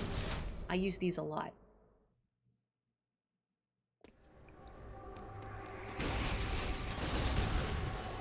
It is a nice little throwback, isn't it? The core in Fusion, or the core from Fusion, I should say. You know, it's cool seeing anything initially pixelated rendered in 3D. As long as it's like a good 3D rendering. Let me up. Let me up. Storm Missile does rule.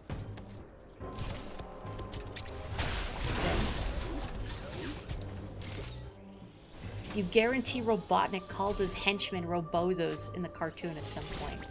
Now, of course, by the cartoon, you do mean the superior Adventures of Sonic the Hedgehog, right? The one true Sonic cartoon. I did like that one best, though. I don't know what that says about me. You know, what it says about me is I really liked Tails when I was little. So, of course, I would have liked the cartoon that heavily features Tails. Where do I want to go? Can't say I want to go through the Emmy Zone again, and yet. There is a storm missile door there. And that will let me get through here. And then that's cold. So there's another storm missile door there. So I guess I can go that way, because there's a thingy. I do need that thingy. So we'll go through here and then go through the Emmy Zone. Excuse me.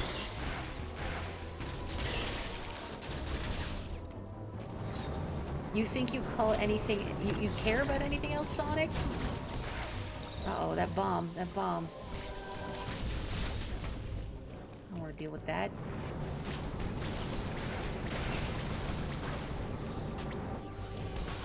Okay, where am I going? Up. I want to go up, right? Yeah, I do. Jeez. Oh, that's right. They said storm missile works against things with electricity.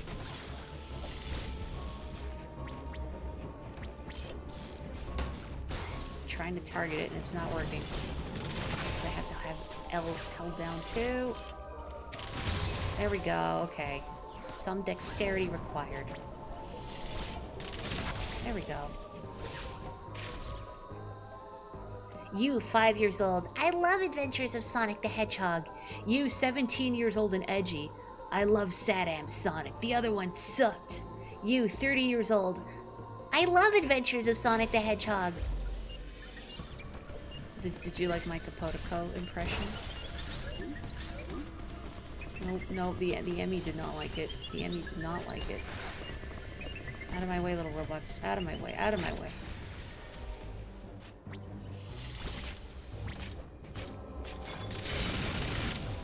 Ta-ta. Exactly, it's a perfect circle. I'm pretty sure I still have that image of Tails smoking on my desktop.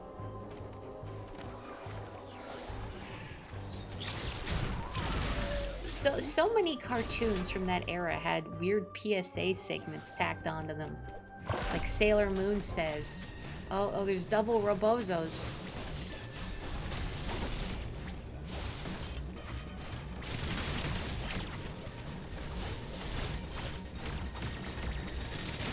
Missed.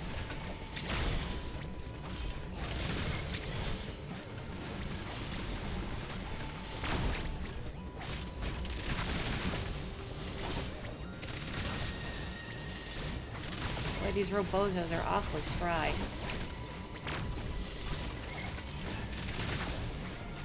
Oh, hello. Kind of fun that they can store a charge too. I mean, of course, they're Chozos. They have the same tech as I do. Or at least very similar tech. Being from the Makin tribe, or at least, well, made by the Makin tribe before the X-parasites happened. Come on. Come on. There you go. Ow. Very good. Breaking Bad Tails. Please don't let Tails cook meth. Although, if anybody in the Sonic universe was to cook meth, it would be a Tails or Eggman. But Eggman's firmly in the land of robotics. Maybe Tails could still be persuaded to do something organic. Via chemistry.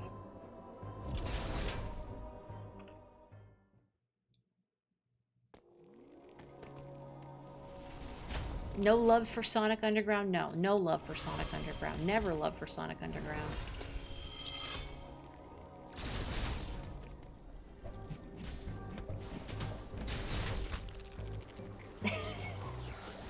Please don't let Tails cook meth was not on the good old bingo card this year, but you love surprises, eh? Right? People can't say I don't do anything for them. Like, say things that sound terrible out of context. Ow. Ow, ow, ow. I don't know why I thought that would be a good idea, but here we are.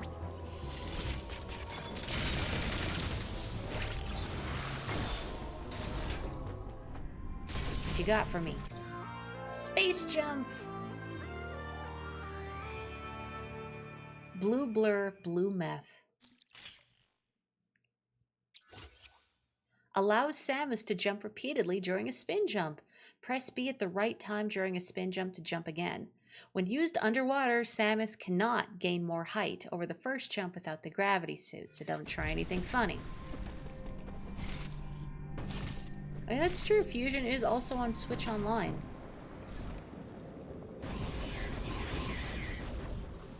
And if you want, you can use save states to avoid the walk of shame when you die to a boss. I admit I used save states during against I don't remember what it was called because it had a weird name, but that spider boss, because the walk back to it if you die is really long, and I didn't want to. Yakuza. I knew it had an odd Japanese name, but I couldn't remember what. So I think it had some move that would kill me very quickly, because I think it would just pile on the damage. Now, I personally, and again, there's no wrong way to play a game. If you're having fun and you're enjoying yourself, and it's not like an online game where you're cheating or giving yourself an unfair advantage compared to other players, then play in a way that you think is fun. Personally, I don't like using save states in games, like especially in the middle of a fight. But on certain occasions like that, when I don't feel like I'm missing out on a challenge, because I'm not being challenged by walking back to the boss, I'm just annoyed because I have to walk back to the boss. You know? You feel me? Anyway, where am I going? I have the space jump. I guess I could go back to Gavorin and figure out something to do there. Because that's cold. I can't do anything in there. I can't get to the control core in the ME zone, I don't think. That access is closed. So I guess I'll just go back this way. You started typing Yakuza before I even specified it was the spider bot. It's a long walk.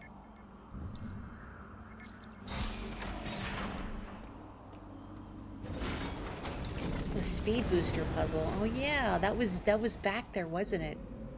Although honestly, I should probably get to bed shortly before I completely tank my sleep schedule. Streaming is so much fun though. I believe in you, Nox. But only if it's fun for you. I mean, and I think Switch Online has Zero Mission.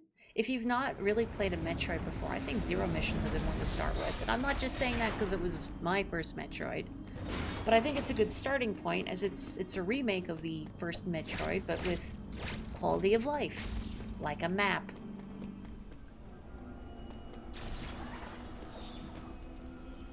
Yeah, what upgrade trivializes that last boss? Since I'm curious, I was trying to think what upgrade would trivialize it. And the only particularly strong upgrade I could think of was the storm missile, which it dropped. Maybe power bombs. Oh. Huh. Come on. There you go. Get up there. Oh, no. Rude. Of course, of course. Back to Berenia, where we started. That would be, I think, an appropriate place to stop for the night. It just feels poetic. We start in Berenia, we end in Berenia.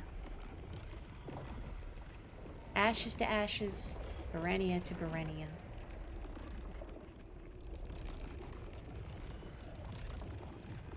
It's so hard to wait another week before I can play this again, though.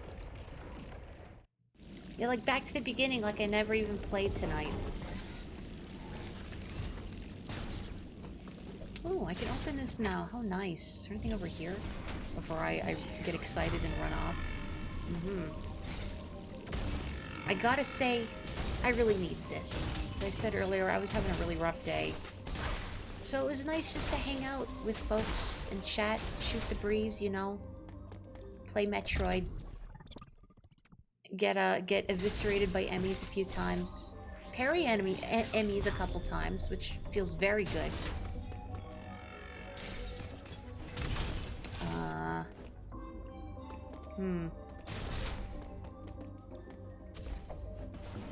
There's enough space. Oh, there is enough space. Good enough. Okay. I'm here now.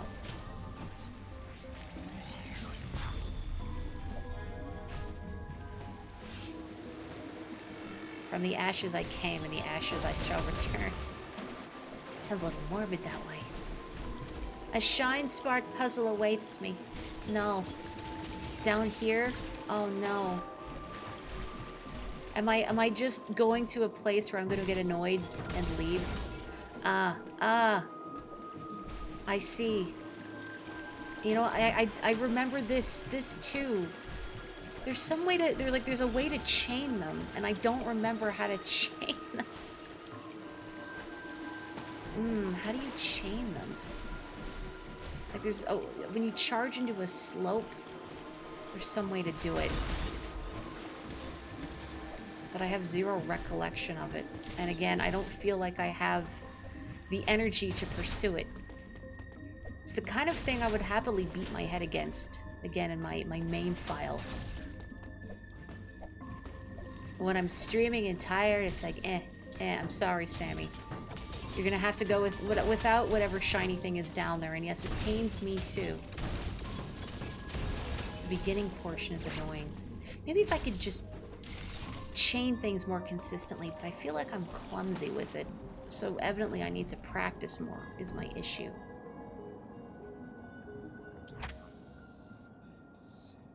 See, the issue is I can't really use gloves at work a lot of the time because they get in the way of my job.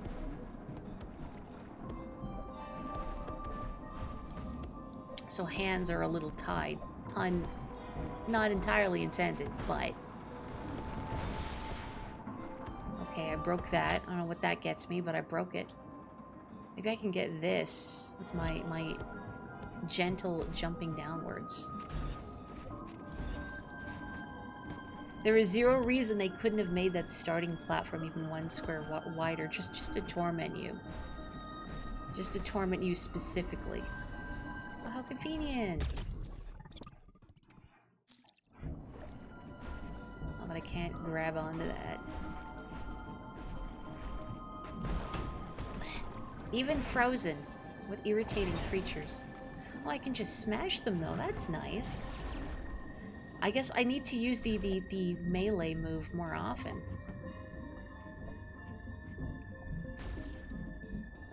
Do I want to be here? Yeah, I should be able to... Pew.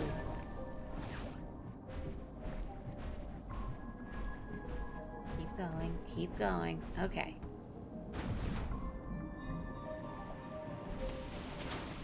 Sure, I will recover all 5 segments that I'm missing. The reason is comedy. Like if you were a game designer, would you not torment your players at least a little bit? I think about that sometimes, and honestly I have like a lot of notes on my phone about like game and other story design just specs, things that I want to pursue. If I could just concentrate enough to get things in order, but I digress. Point is, I wonder if I were to make a game, would I be able to resist the notion of tormenting the player just a little bit? Maybe it depends. And like, not in a way that feels genuinely, truly frustrating. But just a little mischievous, maybe. Oh. I'm parrying way too soon. And remember, underwater. There we go. Yeah, I gotta play more Void Stranger, because I really liked what I played of it. Torment the players, part of From Software's hiring requirements. You know what, you're right. You know, has anyone here played From Software games that aren't Dark Souls, like Armored Core or Echo Knight? And those are the only 2 I can remember off the top of my head. But maybe that's enough. Maybe those are deep enough cuts. The real gaming deep cut is when you mention the name of a series and people look at you like you have 2 heads. That's my favorite. Okay, Elden Ring. Elden Ring's too obvious, but yeah. Genuinely forgot about Elden Ring, because I was too busy trying to think of the deep cuts. Please. Mori, you're gonna perish if you continue to try parrying. I know. Hey, what the... Why are you still alive? Incensed. You jerk. I guess going here wasn't that useful, because now I have to go back down. Oh, but I can do that. That gets me somewhere, maybe. Oh. Why would you put those creatures there if not specifically to torment the player? It's exactly what I mean. Rude. Comedy. That's what it is, comedy. I've already... Oh no, I haven't been in here. Let me just pop into the save room. I mean, I should stop. I should stop.